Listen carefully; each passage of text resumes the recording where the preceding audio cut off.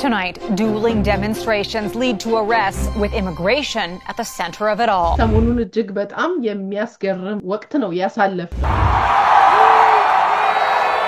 Wonderful Americans like Charlie to Nazis and the world's worst mass murderers and criminals. Wonderful tragedy in America ወደ ሳይነስ የህግና የፖለቲካል ስርዓት እየሄደች አሁን እንደሚለው ኤቢሲም ለሲኤንኤን ሌሎች ሚዲያዎች ላይ ተቃራኒ ቆሞ የሚተቹት ሚዲያዎች ሁሉ ላይሰንሳቸውን ተጠቀም አሁን ደግሞ ሰሞኑን ኒውዮርክ ታይምስን ክስ ከሳለው ብሏል። አሜሪካን ዓለማችን ላይ የምትታወቀው የነጻነት ሀገር ሲባል ነው። ከጊዜ ወዲህ ግን ሰው በንግግሩ ህይወቱን የሚያጣበት ሁኔታ ያየንበት. The only information we have on the suspect, the possible shooter, is taken from closed circuit TV here on campus. አሜሪካ ሁሌ the right እና the left መካከል ስጋት አለ. ትራምፕም ዋይት ሃውስ ቁጭ ብሎ ደግሞ የሚወስናቸው ውሳኔዎች የዚህ የመናገር ነጻነትን የሚደፈጥጡና የሚሽሩ ናቸው. ቻርሊን ነፍሱን ይማረውና ህይወቱን ያሳጣው የተናገረው ነው. ግዙፍ ባለሀብቶች ግዙፍ ኃያሎች ያሉበት ሀገር ህግ የሚያስጠብቀው ፍርድ ቤት። ስለዚህ ያ ፍርድ ቤት ነፃውን ጠንካራ ሆኖ መንግስት ነው ልክ አይደለም ካላለው የጉልቤዎች ዘመን ነው ማለት ነው።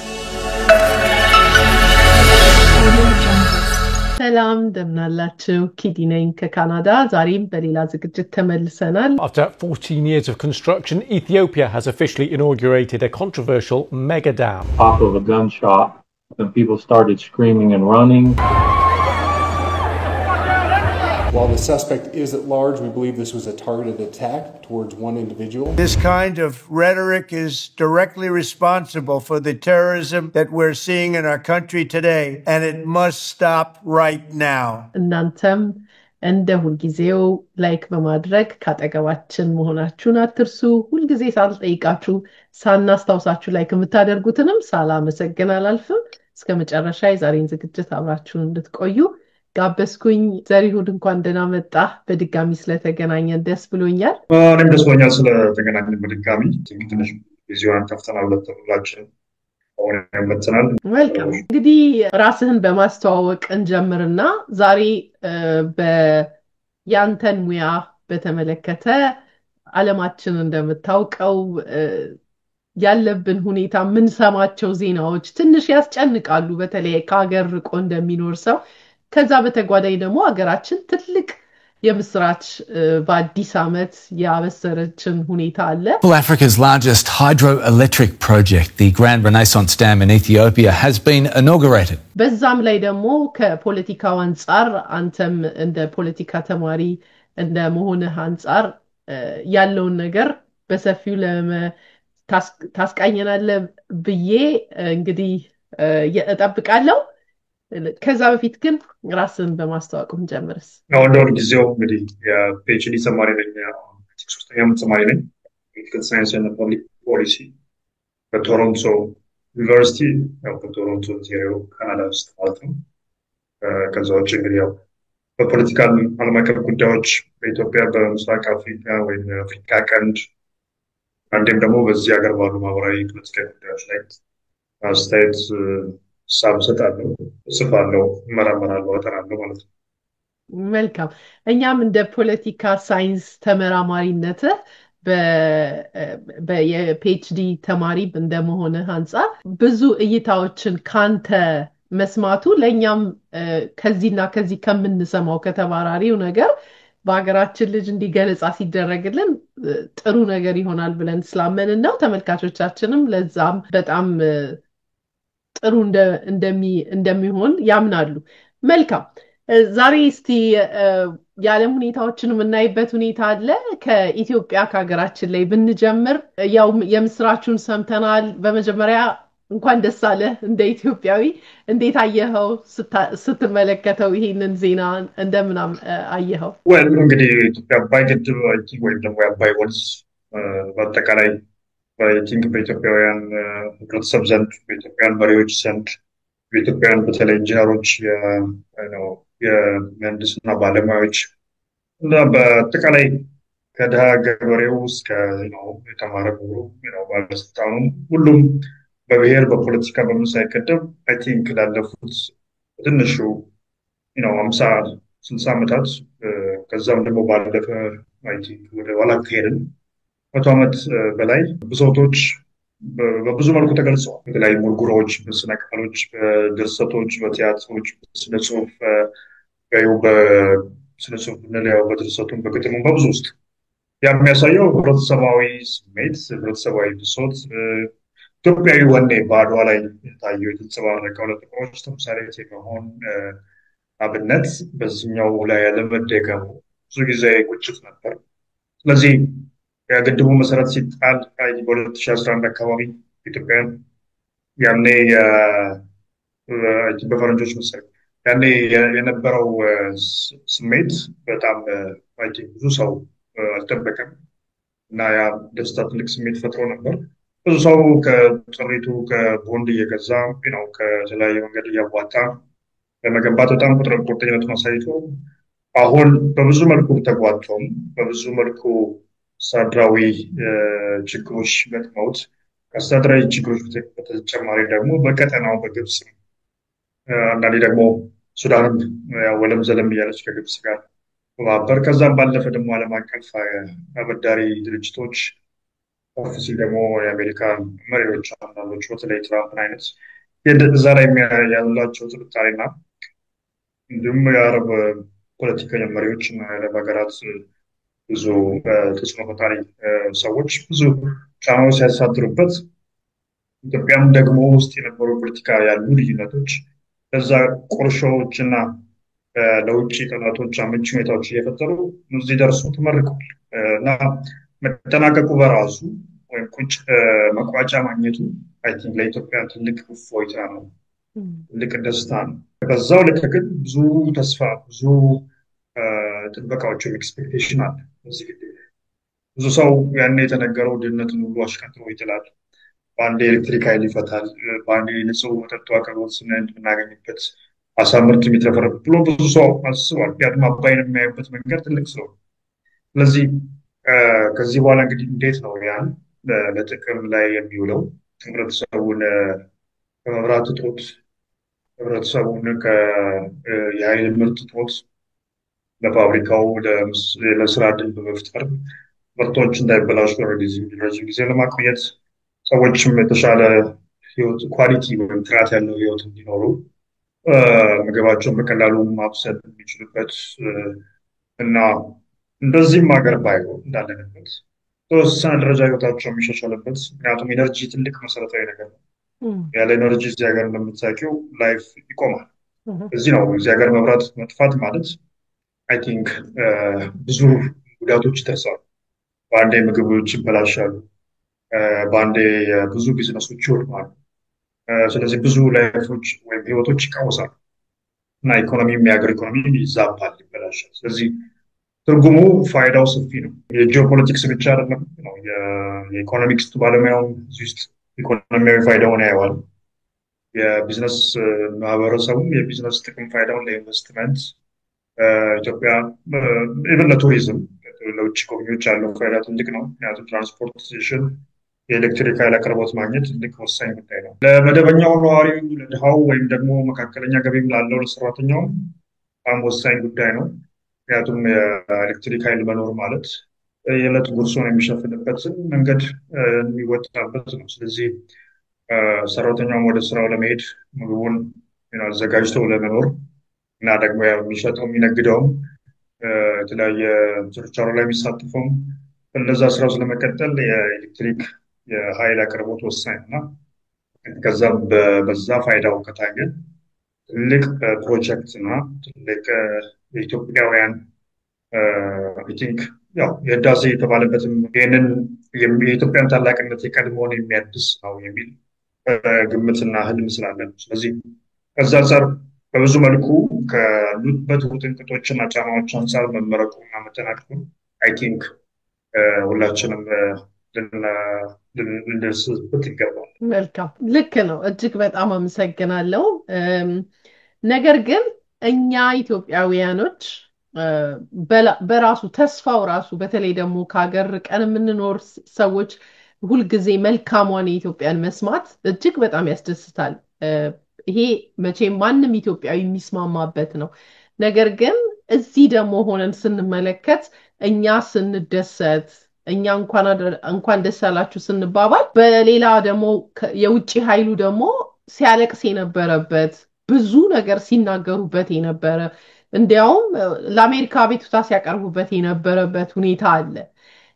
ይሄ አሁን የምንሳሳለት የምንጓጓለት የአገራችንን ከባድ ህይወት የሚገፉትን ማህበረሰብ ሳይቀር ተስፋ ይሆናል ብለን የምንጠብቀውን የአባይን ግድብ ስጋቶች ውስጥ ምንድን ናቸው? በአሁን ሰዓት ከፖለቲካስ አንጻር ምንድን ነው ይዘው የሚመጡት በአለም ላይ ካለው ፖለቲካ ስንመለከተው? እንግዲህ ቀደም እንዳነሳሁት በግድቡ ላይ መሰረታዊነት አትሊስት ነው በግድቡ አስፈላጊነት ላይ ብዙ ኦልሞስት ሁሉም ኢትዮጵያ ይስማማል። ግድቡን ግን በተመለከተ በምን መልኩ ነው ፖለቲካዎቻችን የምናራምደው? በምን መልኩ ነው የውጭ ግንኙነታችንን የምንቀርጽ እና የውጭ ግንኙነታችንን የምናራምደው የሚሉት ላይ ልዩነቶች አሉ። በዛ ልክ ደግሞ ከታየ የመንግስትም ምረቃው ሰሞኑን የተካሄዳቸው አንዳንድ የፒአር ካምፔኖች እና ግድቡን ትንሽ የብልጽግና ዘመን ብቻ እና የጠቅላይ ሚኒስትር የሚያስመስሉት ነገሮች ትንሽ ልክ አሉ። ግድቡ ከድሮ ጀምሮ የነበሩ መሪዎች የራሳቸው በነበሯቸው ግድፈቶች እና ጥፋቶች እንዳሉ ሆነው አይ ቲንክ የሞከሯቸው ያሰቧቸው የወጠኗቸው ነበሩ። እንግዲህ አንዳንዶች ደግሞ አባይ የደፈረ በሬም ተብለው ያስጀመሩትም አሉ። ስለዚህ አይ ቲንክ ለሁሉም ትውልድ ቅብብሎች መሰረት እንዲሆን አድርገን አስበን የኢትዮጵያን ግድብ አድርገን ብናየው፣ ከዛ ግን አይ ቲንክ የኢትዮጵያ ስጋት ሁልጊዜም የኢትዮጵያ የውጭ ግንኙነት ፖሊሲም ከዚህ በፊት አስቀምጦት እንደነበረው አንደኛ የሚመነጨው ከውስጥ ነው። ሁለተኛው ስጋት ከቀጠናው አካባቢያችን ካለንበት ከውስጥ የሚመነጨው ለምንድን ነው? አሁንም እንደምታውቂው በአማራ ክልልም በኦሮሚያም የተለያዩ አካባቢዎች ጦርነቶች አሉ። ምንም እንኳን መንግስት ያው እዚህም ሀገር የተለያዩ ልኳኖችን ልኩ በተለያዩ ዲያስፖራዎችን የብሔራዊ እርቅ ናሽናል ዲያሎግ ምክክር ቢልም ሀገር ቤት ስቲል ጦርነቶች አሉ። ስለዚህ እነዚህ የብሔር የፖለቲካ ቁርሾችና ዜጎች መካከል ፍትሃዊ ግንኙነት የለም የሚሉ ቅሬታዎች አንዱ ትልቁ ለውጭ አካላት መጠቀሚያ ናቸው። ስለዚህ እነዚህን ችግሮች አለመፍታት አንደኛው የስጋት ምንጭ ነው። ሁለተኛው አንቺ ያልሽው የቀጠናው የምስራቅ አፍሪካ ፖለቲካ በብዙ መልኩ ያልተረጋጋ ነው። ሶማሊያ መንግስት አሁን ሱዳን ብዙ ጊዜ ረጅም ጊዜ ጠንካራ መሪ የነበረው በራሱ መንገድ ድክመት ይኖርበትም ባልበሽር ዘመን ረዥም መንግስት የነበረው ረዥም ጊዜ ዋናው ወጥ አስተዳደር የነበረው ሀገር አሁን ማዕከለኛ የሴንትራላይዝድ ብለው ወይም ማዕከላዊነት ያለው ኃይል የለም። በተለያዩ የጦር አበጋዞች እና መሪዎች መካከል ከባድ ጦርነት የተካሄደ ሱዳናውያን የዓለም ሚዲያ በማይዘግበው መጠን ከባድ አደጋ ውስጥ ናቸው። ከጋዛ ቀጥሎ አይ ቲንክ ትልቁ ችግር ያለው ነው። ሌላ ደግሞ ካየን እንግዲህ ግብፅ በዚህ ጉዳይ ላይ ስቲል ቅሬታዋ በጣም ከፍተኛ ነው እና የግድቡ ፍሰት የውሃ መጠን ይዞታውን ምን ያህል የሚቀንሳል ላይቀንስ የሚለው እየተከታተሉ ያ ማለት ሰበቡ እየፈለጉ ነው የሚጠብቁ። ስለዚህ የሆነ በጭልፋ ከቀነሰ አንድ ማንኪያም ከቀነሰ ውሃ ምናልባት ብሶታቸውን የማስተጋባታቸው ወደ ፕሮፓጋንዳ ጦርነት መግባታቸው ላይቀር ይችላል። በዚህ ደግሞ አንዱ ምክንያት ከዚህ በፊት የተስማማናቸው ስምምነቶች አሉ እና ኢትዮጵያ ሲግኒፊካንት ሃርም ወይም ከፍተኛ የሆነ ጉዳት ማድረስ የለባትም ስትገነባ የሚል። ምክንያቱም የትኛውም ግድብ የተወሰነ ውሃ የመቀነስ ሊኖረው ይችላል። ያ ማለት ግን ሲግኒፊካንት መሆን ግን የለበትም። ምክንያቱም የታችኛው ተፋሰስ ሀገራትን መብት አላቸው፣ የላይኛው ተፋሰስ ሀገራትን መብት አላቸው። ግን እንዴት ነው ይህን በኢኩቴብል እና ፌር የሆነ በጋራ መጠቀም የሚቻለው? ለየራሳቸው ፍላጎት የልማት ፍላጎት፣ ለየራሳቸው የኃይል አቅርቦት ፍላጎት እና በራሳቸው ደግሞ ሌላኛው ለኢትዮጵያ ሁል ጊዜ መከራከሪያ ወጥር ሶቨርኒቲ በራሷ ሉዓላዊነት ግዛት ውስጥ ሉዓላዊነቷ ውስጥ ያለን ውሃ የመጠቀም መብት አላት። የሌሎችን ድርሻ የሌሎችን ተፈጥሯዊ ግብጾቹ የሚሉት ተፈጥሯዊ መብት ሳትጋራ ማለት ነው። ተፈጥሯዊ ስትል ኢትዮጵያም ተፈጥሯዊ መብት አላት፣ ግብጽ ብቻ አይደለችም። ግብጾች ወደ እነሱ ስለሚፈስ በታሪክ በስነ ቃል በስነ ጽሁፍ ከፈጣሪ ጋር በማያያዝ እነሱ ብቻ የተላከ መለኮታዊ ኃይል ያለው ኃይል ውሃ አድርገው ያዩታል። ግን ለኢትዮጵያም የመነጨው ከኢትዮጵያ ውስጥ 70% በላይ ነው ከኢትዮጵያ ነው የዚህ የአባይ የናይል ተፋሰስ ኮንትሪቢዩሽን ያ ማለት ትልቁን ድርሻ አላት ማለት ነው።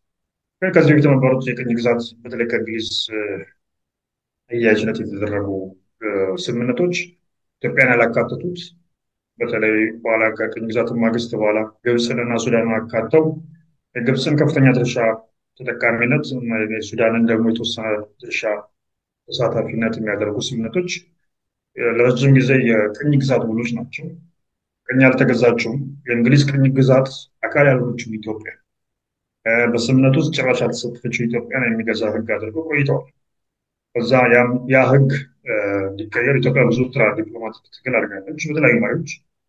ግን የኢኮኖሚ አቅም፣ የሚሊታሪ አቅም እና የጂኦፖለቲካሊ አቅሟ በዛ ልክ አለመጠንከርም ዋጋ ብዙ አስከፍሏት ቀለም ግድቡን ያለመስራት ቆይታለች። ግብጾች የናስር ዳምን የአስዋን ዳምን ማለት ሲሰሩ ከኛ ቀድመው እኛ በዛ ደረጃ የሚሄድ ትልቅ ግድብ መፍጠር አልቻለም። እኛ ይበልጥ የምንታወቀው በኦክስፎርድ ዲክሽነሪ ላይ ነው ፋሚን የሚለው ቃል ትርጉም ሲጻፍ ኤግዛምፕል ኢትዮጵያ ነው። ስለዚህ ብዙ ውጭ ሀገር ስንወጣ አንዳንድ ሰዎች እነዚህ ወዘ ያማሩ ኢትዮጵያ የተባላላችሁ የሚባሉ ሰዎች ይገጥማቸው ያሉበት ሀገር። ስለዚህ ይህንን ኢሜጅ ፈጥረን ቆይተናል። የድህነት እና የረሃብ ተምሳሌት ሆነ።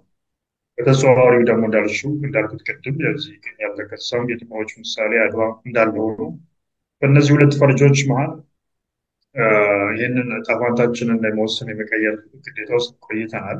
ስለዚህ አይ ቲንክ አንዱ ቻሌንጅ አሁን ከጂኦፖለቲክስ አንጻር ያለው ስለዚህ በሀገር ቤት ውስጥ ያሉት ተቋማቶችን በመገንባት ፖለቲካዊ መረጋጋትን ማስፈን እና የውጭ ተጋላጭነቶችን ወይም ለውጭ ጣልቃ ገብነቶች የሚያጋልጡ ሁኔታዎችን መቀነስ አንዱ ትልቅ ተግዳሮት ነው ወይም ቻሌንጅ ነው፣ ስጋት ነው። ሁለተኛው ደግሞ ከቀጠናው ያሉ ስጋቶችን እኛም ጠንካራ ብንሆን የማይቀሩ እኛም ስሙም ብንሆን ብሔራዊ መግባባት ያለን ጠንካራ ሀገር እንኳን ብንሆን ትንኮሳው ጫናው የማይቀር መሆኑን ማወቅ አለብን። ሁለተኛው ሌሎች ባለሙያዎችም በተለይ በዘርፉ ላይ በብዛት እየሰሩ ያሉት ያነሱት አይ ቲንክ ከዚህ በኋላ ኢኮኖሚያዊ ጥቅሙን እንዴት ነው የምናሳየው የሚለው በተለይ ደግሞ የኃይል ለምሳሌ በማግስቱ መብራት ጠፍቷል። በየሶሻል ሚዲያ ብዙ ሰዎች በማግስቱ መብራት ይጠፋል የአባይ ልጇ ጠማው ብቻ ሳይሆን የአባይን ግድብ መብራት አጣ አይነት በተሰቡ ወደዛ ቀይሮታ ነው። ስለዚህ ኤክስፔክቴሽኑ ግድቡ ቶሎ በየቤቱ በየማጀቱ መብራት እንግዲህ ከኩራዝ ያስወጣናል የሚል እምነት ነው። ያንን ለመቅረፍ አለመቻል አንዱ ትልቁ ችግር ይሆናል። ያ ማለት ደግሞ ወደፊት ሌሎች ግድቦች እንዳሉ እቅዶች አሉ። ስለዚህ ህብረተሰቡ ድጋፍ እንዲሰጥ ይሁንታ እንዲኖረው አሁን የተገነባው ግድብ ለኢትዮጵያውያን ፋይዳውን ማሳየት መቻል አለ የኢትዮጵያ መንግስት። ያን እንደማድረግ ደግሞ እንግዲህ በኤሌክትሪክ ኃይል አቅርቦቱ በትርጉም ያለው የተወሰነ ኢኮኖሚክ ለውጥ የሚያመጣበትን የተለያዩ ኢንቨስትመንቶችን ማህበራዊ ሶሻል ኢንቨስትመንት እና ኢኮኖሚያዊ ኢንቨስትመንቶች መቀጠል መንግስት መቻል አለበት። ያን የሚያደርግ አዝማሚያ ያለ ወይ ሌላ ጥያቄ፣ እሱን መተቸት አለብን። በአንድ በኩል ግን አንዱ ስጋት እሱ ነው። ሌላው ምናልባት መጨረሻ የምናነሳው አጠቃላይ እነዚህ ግድቦች የሚሰሩ አሉ ሌሎች የተባሉ ጠቅላይ ሚኒስትሩ ኒክሌር ሀሳብ አመንጭተዋል። እነዚህ ነገሮች በጣም ጠንካራ የሆነ አድሚኒስትሬቲቭ ወይም አስተዳደራዊ አቅም ኤፊሽንት የሆነ የምሁራን የተማሩ የፖሊሲ የአስተዳደር የህግ ባለሙያዎች እና ተቋማትን የሚመሩ መሪዎች ስብስብ ያስፈልገዋል። ከዛ ደግሞ የተለያዩ ፖሊሲዎችን፣ ህጎችን፣ የህግ ማዕቀፎችን ማበጀት እና እነዛም በአግባቡ የሚመሩበትን አንዳንዴም ደግሞ ነፃነታቸውን የሚያስጠብቅ ጠንካራ ተቋማቶች እንዲኖሩ መፍቀድ መቻል አለበት መንግስት። ጠቅላይ ሚኒስትሩ ሲፈልጉ አንደኛውን መብራት አጥፉልን፣ ይሄ ጀኔሬተሩን፣ አንደኛውን ለምን አባይ ዛሬውን ይቁም ዛሬ ነገር የሚባሉ ምስጢሮች ለባለሙያዎች መጥተው ያለባቸው። ስለዚህ ኮሚሽኖች መቋቋም ካለባቸው ኮሚሽን አሁን ኢትዮጵያ ውስጥ አንዱ እንግዲህ ኢትዮጵያን ኤሌክትሪክ ኮርፖሬሽን ወይም ኢፒ የሚባለው ነው ዘሆል አስተዳደራዊቱን የያዘው። ሌላው ደግሞ የዚህ የዴሊቨሪ ሰርቪሱ ወይም የኃይል አቅርቦቱና ቢዝነሱን ወይም ለህብረተሰቡ የሚደርስበትንና ኮታ ታሪፉን የሚጣለውን ገንዘብ ዋጋ ምናምን የሚወስነውና ያንን የሚያከፋፍለው ደግሞ ሌላ ክፍል አለ፣ የኢትዮጵያ መንግስት ስር ያለ ማለት ነው። ስለዚህ እነዚህ ሁለት አካላት ላይ እንዴት ነው ተናበው የግድቡ ሴፍቲ ወይም ደህንነት በተጠበቀ መልኩ የግድቡ ክትትል አስተዳደራዊ ጉዳዮች በጣም በተጠናከረ መልኩ የሚቀጥሉበት መንገድ በጀት አለበት። ከዛ አንጻር አንዳንድ ባለሙያዎችም ሳወራ ስጋቱ እዛ ጋር አለ። እሱ ምንድነው ስጋቱ? ለምሳሌ ይሄ ቢዝነስ ተኮር የሆነ ሞዴል ነው መንግስት እየተከተለ ያለው። ለምሳሌ ቶሎ ወደ ውጭ ኤክስፖርት ማድረግ፣ አገር ቤትም ለምሳሌ አንዳንድ በተሰሩ ጥናቶች ኢትዮጵያውያን በነገራችን ላይ ከ10 እጥፍ በላይ አሜሪካ ውስጥ ከሚከፈለው ዋጋ የውሃ ዋጋ ይከፍላሉ። ከ10 እጥፍ በላይ።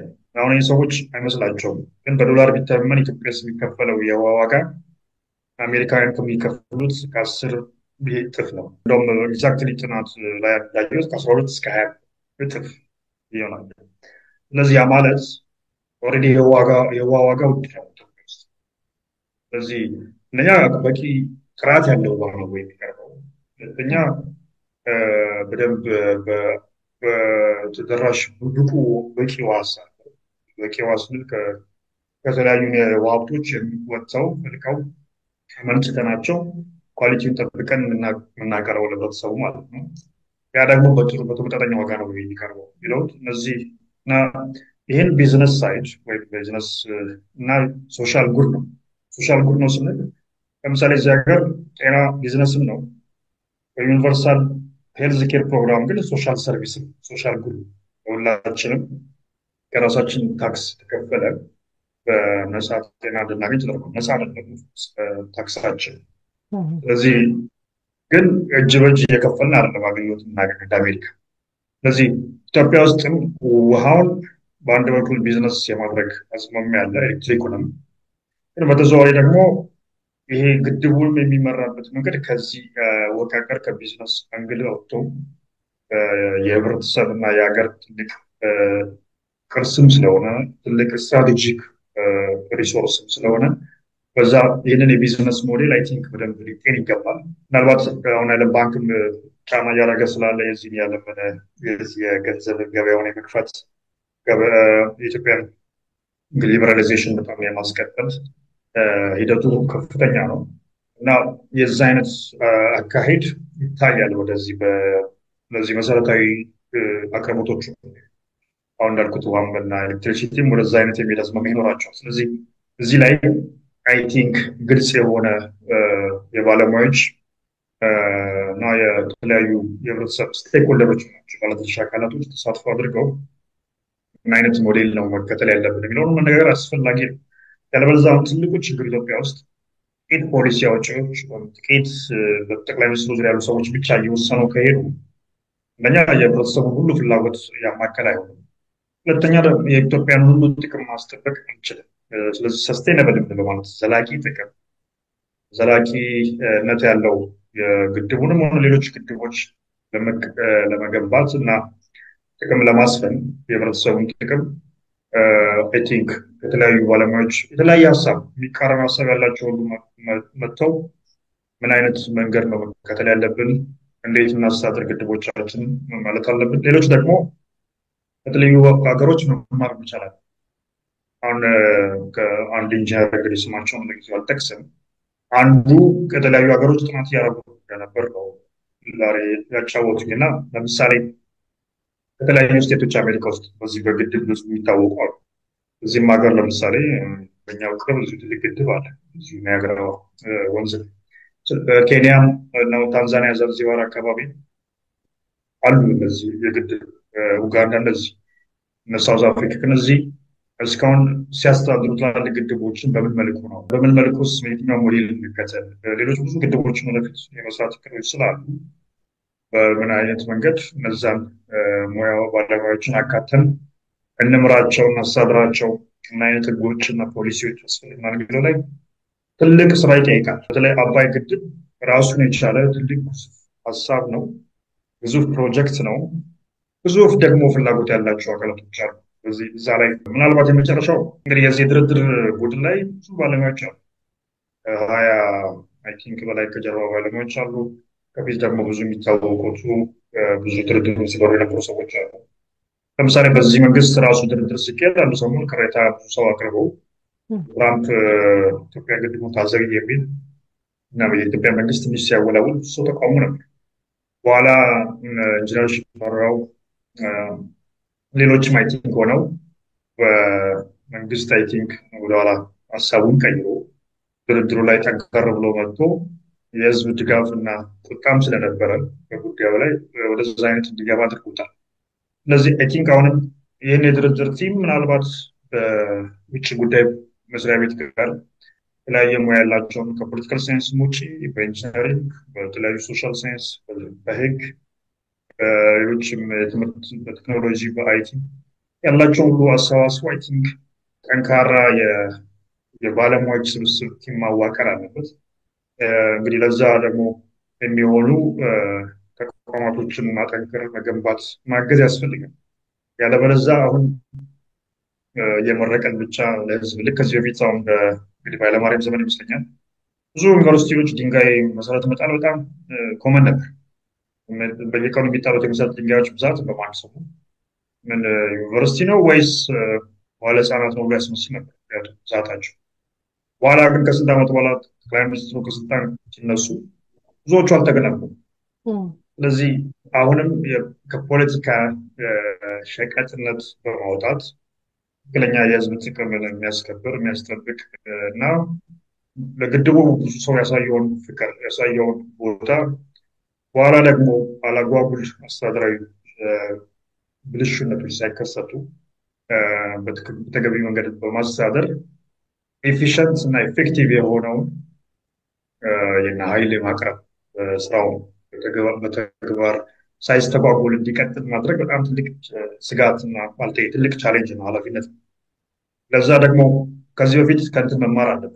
ከሜቴክ ከነበረው የዚህ ትልቅ የሙስና ቅሌት በመውጣት አይ ቲንክ ሀብትን በተገቢ መንገድ የመጠቀም የሀብት ብክነትን፣ ምዝበራን የሚከላከል ግልጽነት ያለው አሰራር በማበጀት አይ ቲንክ መከተል ያስፈልጋል።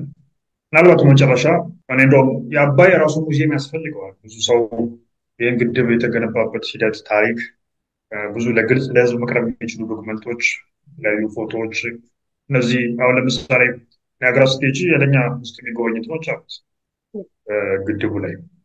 እኔ እንደውም ያኔ ኢንስፓየር ሳደረገኝ እዚህ ያለው ሄጂ ግጥሞሉ ጽፌ ሪፖርተር ላይ አስወጥቼ ነበረ እና የዚህንና የዛን ንጽጽር ለማድረግ።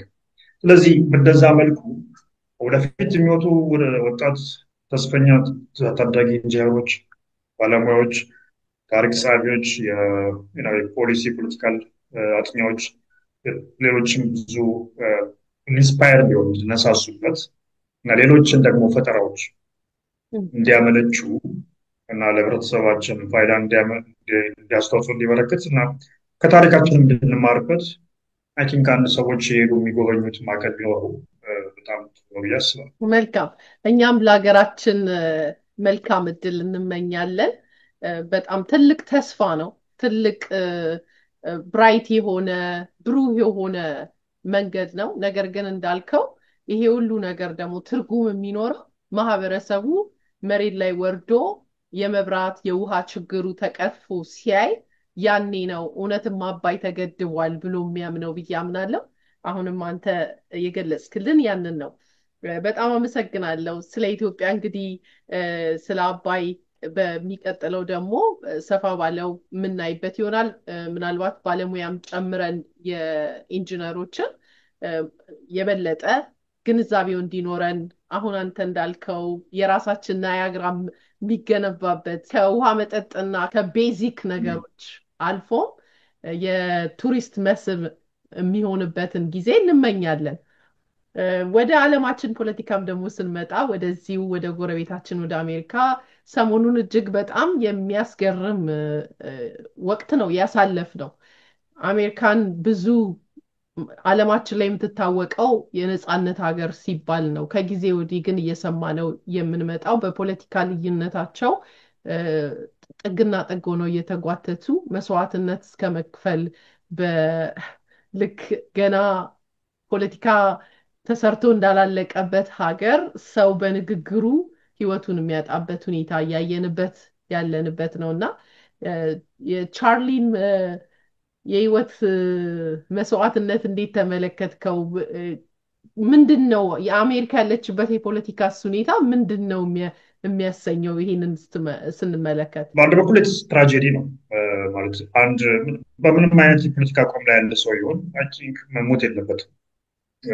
ፖለቲካዊ ግድያዎች በፖለቲካዊ ሞቲቭ ከተነሱ ፖለቲካል ቫዮለንስ ነው ማለት ነው። ፖለቲካል ግድያ፣ የፖለቲካ አመፅን ለፖለቲካ መጠቀም ይሄ ደግሞ በአሜሪካ ባህል አይ ቲንክ በጣም ሬር የሆነ ጉዳይ ነው ማለት አሜሪካ ውስጥ ጋን ቫዮለንስ አለ። አሜሪካን አርምስ ዘራይት ቱ ቢር አርምስ ማለት ነፍጥ የመታጠቅ የአንድ ሰው ራሱ ዜግነት ማንነቱን የግል መብቱን ንብረቱን መጠበቂያ አካል ተደርጎ ነው የሚታየው። ለዛም ሰው ሊዘርፈው ቤት ውስጥ ሲመጣ ከሰጋ ሌጂቲሜት ሪዝን አለ መሳሪያ ይዞ ሊሆን ይችላል ብሎ መሳሪያው ያወጣል። ስለዚህ ራሱን የመከላከያ ሰልፍ ዲፌንስ አካል ነው። ስለዚህ የአሜሪካ ህገ መንግስትን በግልጽ እንግዲህ ፈርስት አሜንድመንት እና ሰከንድ አሜንድመንት ጉዳዮች ላይ ራይት ቱ ፍሪ ስፒች እና የመሳሪያ የመያዝ ጉዳይ ላይ የአሜሪካ ህገ መንግስት ለየት ይላል። አንደኛ ሰዎች የመናገር ነፃነታቸው እንደ ሌሎቹ ሀገራት ገደብ ያለው አይደለም። ስለዚህ በሄት ስፒች እና አንዳንድ ጊዜ በፍሪደም ኦፍ ስፒች መካከል ያለው መስመር ጠባብ ነው ወይም አይታይ የደበዘዘ ነው። ለዛም ነው አሜሪካ ውስጥ ከዚህ በፊት አይ ቲንክ ፕሬዚዳንት ኦባማ ይመስሉኛል በእኛ ዘሞር ሄት ስፒች ካለ ወይም ዘሞር ማንወደው ስፒች ካለ ተቃራኒ ስፒች መፍቀር እንጂ መገደብ አለብኛው። ስለዚህ አሁን ኪድን ሜሴጅ የማይፈልግ ሰው የራሱን ሜሴጅ እንዲያወራ እድል ሞር መስጠት በዛ ተቃራኒ። ስለዚህ ሞር ስፒች ለሞር ስፔስ ለዛኛው መስጠት። ስለዚህ ካውንተር ማድረግ እድል ይሰጣል። ስለዚህ ለሌሎቹ ወይም መገደብ ማፈን ወይም ደግሞ በህግ እርምጃ መውሰድ ላይ ያተኩራል ላይ። ስለዚህ ይህን የፍሪደም ኦፍ ኤክስፕሬሽን ነው የንግግር ነፃነት እስከምን ድረስ ነው የሚለው ብዙ ያወዛግባል ነው ሶሻል ሚዲያ ዘመን እና የቻርሊ ከርክንም ስናየው ግለሰቡ የሚናገራቸው ነገሮች በብዛት የሚያወዛግቡ አሉ፣ ዘረኛ የሚያስብሉ አሉ። አንዳንድ ያላዋቂነት ኢግኖራንስ ችግር ነው ያሉ አሉ። አጠቃላይ ደግሞ የፖለቲካ አጀንዳው አካል ነው ብለዋል። ስለዚህ ቻርሊ ከርክን አነሳስ ካየ ነው ኪንግ በጣም በአጭር ጊዜ ውስጥ ያው ተርኒንግ ፖይንት የሚባለው ፖድካስት ሚዲያ የራሱ ግሩፕ በአጭር ጊዜ ነው ትልቅ ደረጃ የደረሰው። እንግዲህ ለትራምፕ ሁለተኛ ዙር መመረጥ ቁልፍ ከሚባሉ የሶሻል ሚዲያ ተወራሪዎች አንዱ የማጋ ሜክ አሜሪካ ግሬት አጌን ራይት ዊንግን አይ ቲንክ ክርስቲያን ኢቫንጀሊካል ሰዎች ውስጥ ቀዳሚው አይ ቲንክ የነሱ አፍ ነው፣ አንደበት ነው ሚዲያው። በዛው ልክ ቻርሊ የተወሰነ ሰዎች የሚያመሰግኑት አንድ ኳሊቲው እንግዲህ ቀደም ያልኩት ፍሪደም ኦፍ ስፒችን በጣም የመጠቀም ኳሊቲው ከምን አንጻር ነው? ከሁሉም ሰዎች ጋር የመነጋገር ሲናገር ይዘልፍ ይችላል፣ ሲናገር ያስቀይማል ብቻ ሳይሆን ሰዎችን ክብር የሚነካ ይሆናል። ግን ለመነጋገር ደግሞ ለዝግጁ እንግዲህ እዚህ ጋር ያለው ተቃርኖ ትልቅ ነው በራሱ። ሴቶች ጭንቅላት የላቸውም። ለምሳሌ ሳውዝ አፍሪካን እስካሁን የሆኑት አፓርታይድ ስለቆመ ነው እንጂ ነጮቹ ከአፓርታይድ በኋላ እስካሁን ለምን አላደገችም ሳውዝ አፍሪካ? እንደዚህ አይነቶች አሁን በጣም ድሮም ያለ በህይወት ሳይሆን አቋሞቹ በጣም እንትን ይሆናል ማለት ምንድነው በቂ እውቀት አለው፣ ስለ ጉዳዩ በቂ ንባብ አድርጓል፣ በተቃራኒ የተለያዩ ሀሳቦችን አይተዋል። ስለ አሜሪካ ጥቁሮች የሚያነሳው ሀሳብ ላይ ብዙ ጊዜ የካልቸር ችግር እንዳለባቸው እርስ በርሳቸው ነው እንጂ እዚህ ላይ የደረሱት። መጨረሻ ላይ ደግሞ ጭራሽ የሲቪል ራይትስ ሙቭመንት ማርቲን ሉተር ኪንግ የሞቱበት ማልኮም ኤክስ የሞቱለት ብዙ ጥቁሮች ከነ ሮዛ ፓርክ ጀምሮ ሌሎች ስንቶች ያንሰውበት እና ብዙ ጥቁሮች እንደ ሰው ለመቆጠር መብቶቻቸውን የተለየ ለማግኘት አይደለም፣ ሰው ለመባል ራሱ መምረጥን እንተው።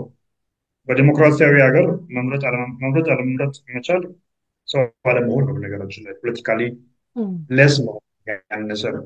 ግን እሱን ትተነው እንኳን ባስ ላይ ሰዎች የማይጠቀሙበት ነገር፣ ቤት ብሮ እኩል መጸዳጃ ቤት የማይሄዱበት ሀገር፣ ትምህርት ቤት እኩል የማይቀመጡበት ሀገር፣ እኩል የተለያዩ ፓርኮች ላይ አብሮ የማይቀመጡበት ሀገር ያንን ሲቪል ራይትስ አክት የአሜሪካ ህግ ታሪክ ስህተት ነው ማለት ይሄ በጣም አይ ቲንክ ለዛ ነው ለብዙ ጥቁር አሜሪካውያን እና ጥቁርም ላልሆኑ የሆኑ ወይም የስደት ህብረተሰቦች ንግግሮቹ አጸያፊ ብቻ ሳይሆኑ አደገኞችም ነበር። ለምሳሌ ነው አንድ ሰው ኢትዮጵያ የሚባል ህዝብ አያስፈልግም ካለ ፍሪደም ኦፍ ኤክስፕሬሽን ብቻ አይደለም፣ ከዛ ያለፈ ጥፋት አለ። ከዛ ያለፈ ህብረተሰብን ዲሁማናይዜሽን ማለት አንድን ሰው በተለያየ እንስሳ መመሰል ወይም ደግሞ ከሰውነት ደረጃ አስወርደው ሰው ያልሆኑ እንዲሁ መስሉ አድርጎ መሳል መቅረጽ ማለት ለሚደርሱ ጥቃቶች፣ ለሚደርሱ ማንቋሸሾች፣ ለሚደርሱ እርምጃዎች እንደ መጀመሪያ ደረጃ ማነሳሻዎች ናቸው። እንደ መጀመሪያ ደረጃ መደላደያዎች ናቸው። ምክንያቱም አንድ ሰው አይደለም ከተባለ በኋላ ይሞትስ ከሰው በታች ነው ካልሽ በኋላ ሌላ ሰው የፈለገውን ቢያደርገውስ? ስለዚህ ሊደንቅሽ ሊያሳዝንሽ አይገባም ማለት ነው። ስለዚህ ከዛ አንጻር ንግግሮቹ ብዙዎቹ ከባድ ናቸው። ብዙዎቹም ብዙ የአሜሪካን ህዝብ የሚለያዩ ናቸው።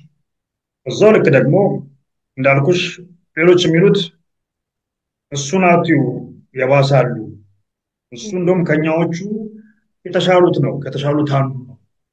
እንግዲህ ይሄ የሚያሳየን የአሜሪካ ስፔክትረሙ ምን ያህል ኤክስትሪሙ ፖላራይዜሽን ለማለት የአሜሪካ የፖለቲካ አውድ ክፍፍል ወይም ዝንፈት ምን ያህል ሰፊ መሆኑ ነው። ስለዚህ በግራ ጫፍ ያሉትና በቀኝ ጫፍ ያሉት ምን ያህል ርቀታቸው ከባድ መሆኑ ነው የሚያሳየው። ስለዚህ በቀኝ ጫፍ ያሉት ከቻርሊ በላይ በጣም እንግዲህ ከአንቺ ጋር አላወራም እንደውም አሁን ሙቺ የሚል አለ ማለት ነው በእነሱ ቋንቋ። እንግዲህ አሁን እነሱ ቻርሊ ሞዴሬት ነው ካሉ ማለት ነው። ስለዚህ በዛ ሴንስ ካየነው የሚነግረን የቻርሊ ችግር አለ፣ ቻርሊ ችግር አለ። ስለዚህ ይሄ የአሜሪካን ፖለቲካ የቆየ ችግር ነው። ሲቪል ዋር ሲነሳ ለምሳሌ ባሪያ ፈንጋዮቹ እና ባሪያ አሳዳሪዎቹ በደቡብ የነበሩት እንዴት ባሪያ መያዝ እንከለከላለን ብለው ነፍስ አነሱ። ምክንያቱም ባሪያ መያዝ ማለት የኢኮኖሚ የፖለቲካ አቅማቸው እና ጡንቻቸው መሰረት ነው። የደቡባዊ ግዛቶች ሳውዘርነር ነው የሚባሉት።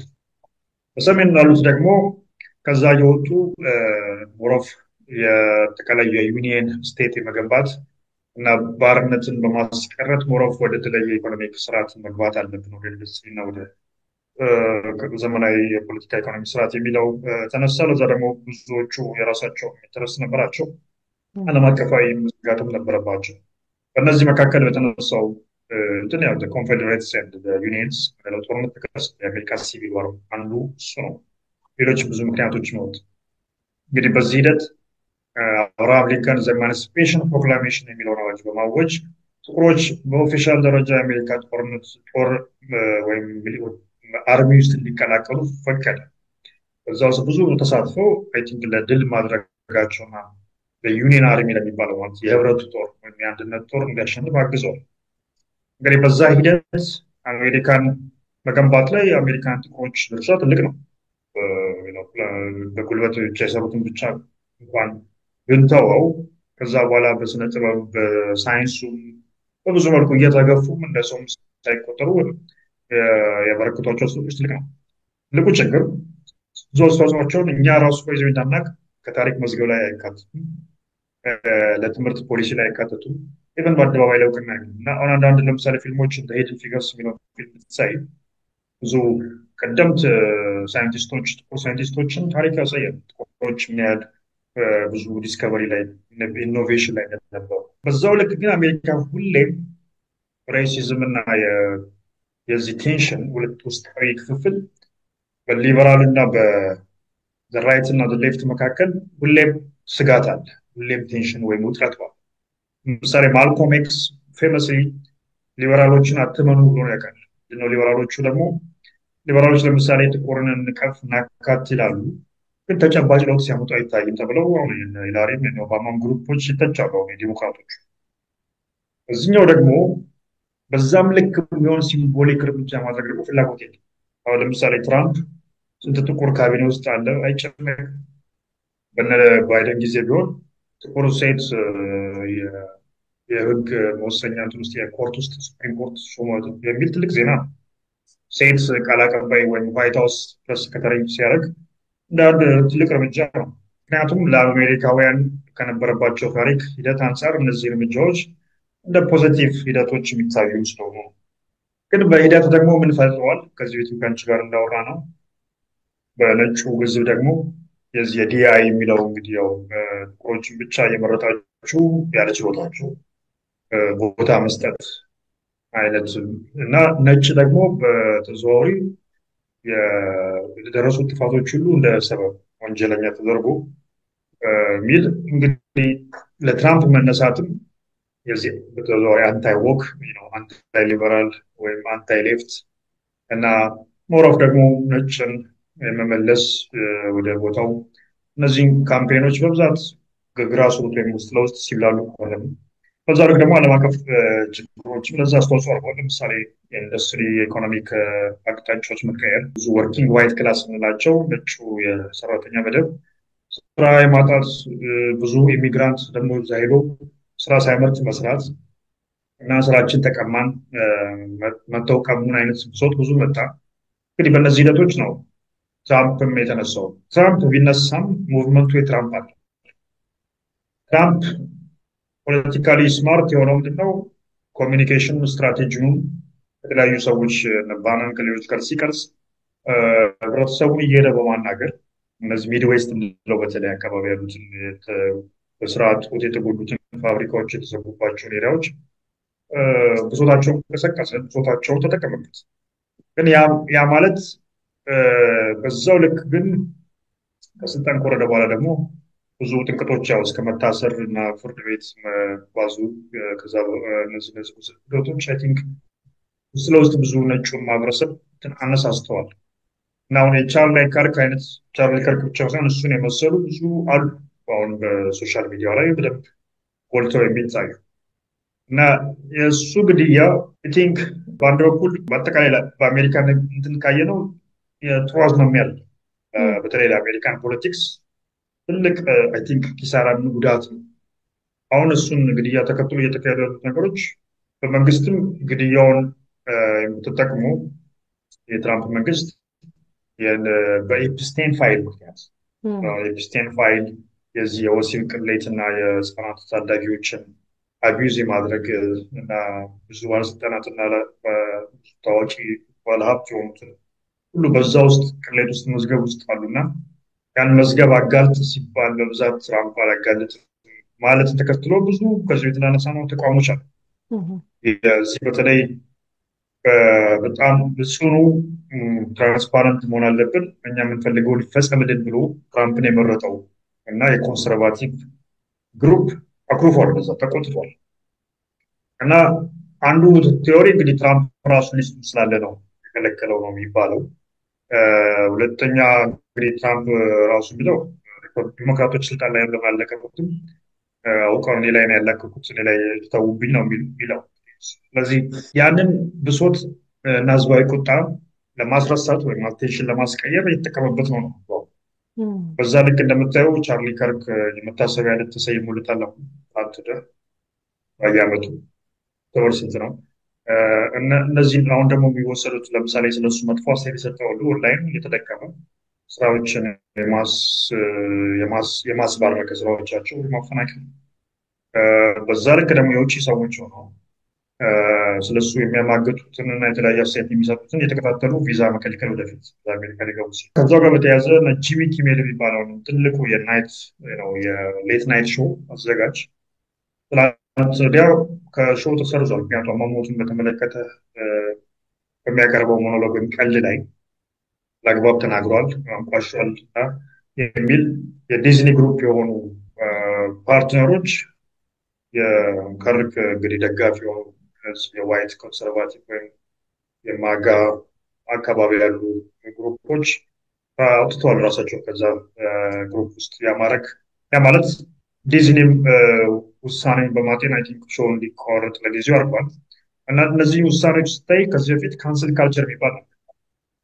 ለምሳሌ አንድ ሰው ያልተፈለገ ንግግር ሲናገር ያልተፈለገ ፐብሊክ እርምጃ ሲወስድ ብዙ ሰው ይህን ሰው በቃ እንግዲህ አድርገን አጋብስም ብዙ ቦታዎች እንዳይገኝ ቢዝነሱን አንገዛም ወይም ዘፈን ከሆነ ካሴቱን አንገዛም ሲዲውን አንገዛም አይነት እርምጃዎች ነበሩ ካንስል ካልቸር ማለት እሱን በምረው በመቃወም የሚታወቁት ራይት ዊንግ ሰዎች ናቸው ምክንያቱም ብዙ ጊዜ እንደፈለጉት ተናግረው በካንስል ካልቸር የሚያዙት እነሱ ናቸው ለምሳሌ ኤን ወርድን ይናገሩና በካንስል ካልቸር ይሄ ዘረኛ ነው እንደውም ለተጠጉት ይባላል ይሄን ይቃወሙ ነበር ብዙዎቹ አካሪ አሁን ነጮች አሁን ግን የሚገርመው በዚህ ተገልብጠው በዚህ ሞት ላይ የተለያየ አስተያየት የሚሰጡ ምክንያቱም ንግግራቸው ምንም ሊሆን ይችላል አሰያፊም ሊሆን ይችላል በሞተ ሰው ላይ ቀለሉትም ሊሆን ይችላል የአሜሪካንን የመናገር ነፃነት ህገ መንግስት እስከጠበቀን ድረስ ሁለተኛ ደግሞ ካንስል ካልቸር እስከተጠየፈን ድረስ ሌሎች ሲናገሩ ለምንድን ነው ካንስል ብቻ ሳይሆን ከስራ ማፈናቀል ሰዎች መዝጋት ደረጃ ደርሷል እንግዲህ ይህ የሚያሳየን አሜሪካ በቢዝነስ በፖለቲክስ በማህበራዊ ሂደት አጠቃላይ ከፍተኛ ቁርሾችና ሽንቁር ያለባት ሀገር ነች ቢዝነሶቹ የተወሰኑ ሊያወላውሉ ይችላል ለምሳሌ ፌስቡክ ለምሳሌ ከዚህ የተለኛ የሊበራል የዲሞክራት ግሩፕ አካል ነበር አሁን ሜታ ምንለው ማለት ነው ዋትሳፕን ፌስቡክን አጠቃላይ ጨምሮ ኢንስታግራም የያዘው ማለት ነው ከዚህ በፊት በባይደንስ ጊዜ የሄት ስፒችን ኮንትሮል የሚያደርግባቸው ሜካኒዝሞች አበጅቶ ነበር ፌስቡክ ላይ ኢንስታግራም ላይ እነዚህ ያ ማለት አንዱ ሰው የሆነ ሄት ስፒች ሲያደርግ ሲለጥፍ ዋርን ያደርገዋል ሲለጥፍ ነገር ልክ አይደለም የሚል አሁን ይሄንን ታርጌት ያደረገው እኛን ነው በሚል ሪፐብሊካኖች ነጭ አክራሪዎች አሁን ትራምፕ ስልጣን ከያዘ በኋላ ሲጎተጉቱ አንስቶታል ስለዚህ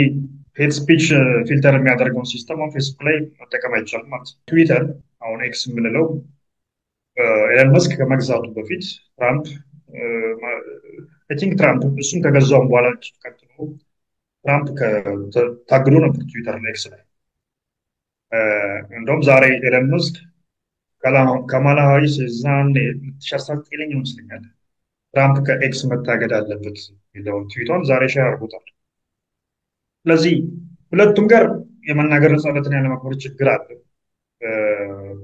በነዛም በኩል ፌስቡክ ላይ ሰውየውን ማገዱ ትንሽ ኤክስትሪም ሄደዋል ሰውየውን በተለያየ የህግ ማዕቀፍ ተጠቅመው ማዋከባቸው ምንም እንኳን ጥፋቶቹ በብዛት እንዳሉ ሆነው አይ ቲንክ ሰውየውን ስልጣን ላይ ሲመለስ ወደ በቀልና ያንን ህግን ደግሞ በተዘዋዋሪ ራሱ ላይ ስልጣን የመጠቀም አዝማሚያዎች የታየ ነው በግልጽ ይሄ ደግሞ በአሜሪካ የዲሞክራሲ ሂደት ታሪክ አንጻር ካየ ነው በአሜሪካ ታዋቂ የሚባሉ ትላልቅ የዚህን ሀገር ዩኒቨርሲቲ የሚያስተምሩ አሜሪካዊ ፕሮፌሰር ከዛም ተሰዶ የመጡ አሉ እና አውቶሪታሪያኒዝም ማለት አምባገነንነት ሰፍኗል የሚል ድምዳሜ የገቡ ነው አሜሪካ ላይ እንግዲህ ይሄ ማለት ትልቅ እርምጃ ነው አሜሪካ ላይ እንደዛ ማለት ምክንያቱም አሜሪካ ላይ ህግ አውጪው ህግ አስፈጻሚና ህግ ተርጓሚ በጣም ሰፓሬሽን ኦፍ ፓወር የስልጣን ክፍፍል አላቸው ለምሳሌ ኮርቱ በተደጋጋሚ አሁንም እያየን ነው እስካሁን ድረስ ብሎክ ያደርጋል የፕሬዚዳንቱን ውሳኔዎች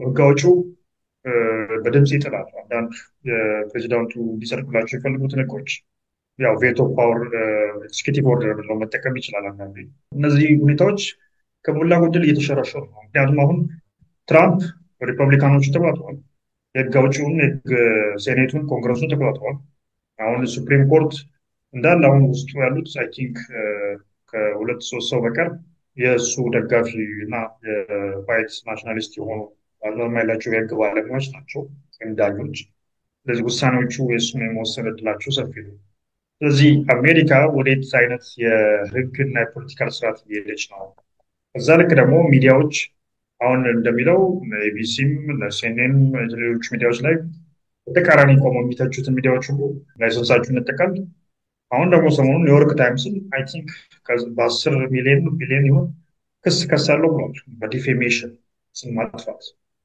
ስለዚህ ምንድነው ተቃውሞን የሚያጠፋ አይነት የምናየው ቻርሊ ከርክንም የገደለው ሰው የቻርሊ ከርክን የመናገር ነፃነት የማያምን ሰው ነው ትራምፕም ዋይት ሀውስ ቁጭ ብሎ ደግሞ የሚወስናቸው ውሳኔዎች የዚህ የመናገር ነፃነትን የሚደፈጥጡና የአሜሪካን መሰረታዊ ምሰሶ የሆነውን ህገ መንግስት የመናገር ነፃነትን የሚቃወሙ የሚሽሩ ናቸው ስለዚህ በብዙ መልኩ ካየ ነው እየተጎዳ ያለው የአሜሪካ ዲሞክራሲ እየተጎዳ ያለው የአሜሪካን የህግ የበላይነት ጽኑ መሰረት ላይ ነው ያለው የነበረው ተብሎ በብዙ ጊዜ የሚሞገሰው በብዙ ሀገራቶች መነሻሻ ኢንስፓይሬሽን ለብዙ ህዝቦች ዲሞክራሲ ሲሉ አይኗቸው የሚመጣው አሜሪካ ነው።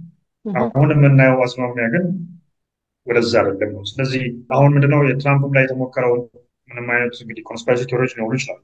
የምር ተሞክሮበት ነው ወይስ ምንድነው የሚለው እንዳሉ ሆነው ግን ይሄ ኢንሰረክሽን የምንለው ያን የትራምፕ ደጋፊዎች በካፒታል ሂል ገብተው ነውጥ ያመጡ ጊዜ ከዛ በኋላ ደግሞ አሁን የምናያቸው የተለያዩ የፖለቲካ ግድያዎች ነገራችን ላይ የሚኒሶታ ኮንግረስ ውመን ተገላለች።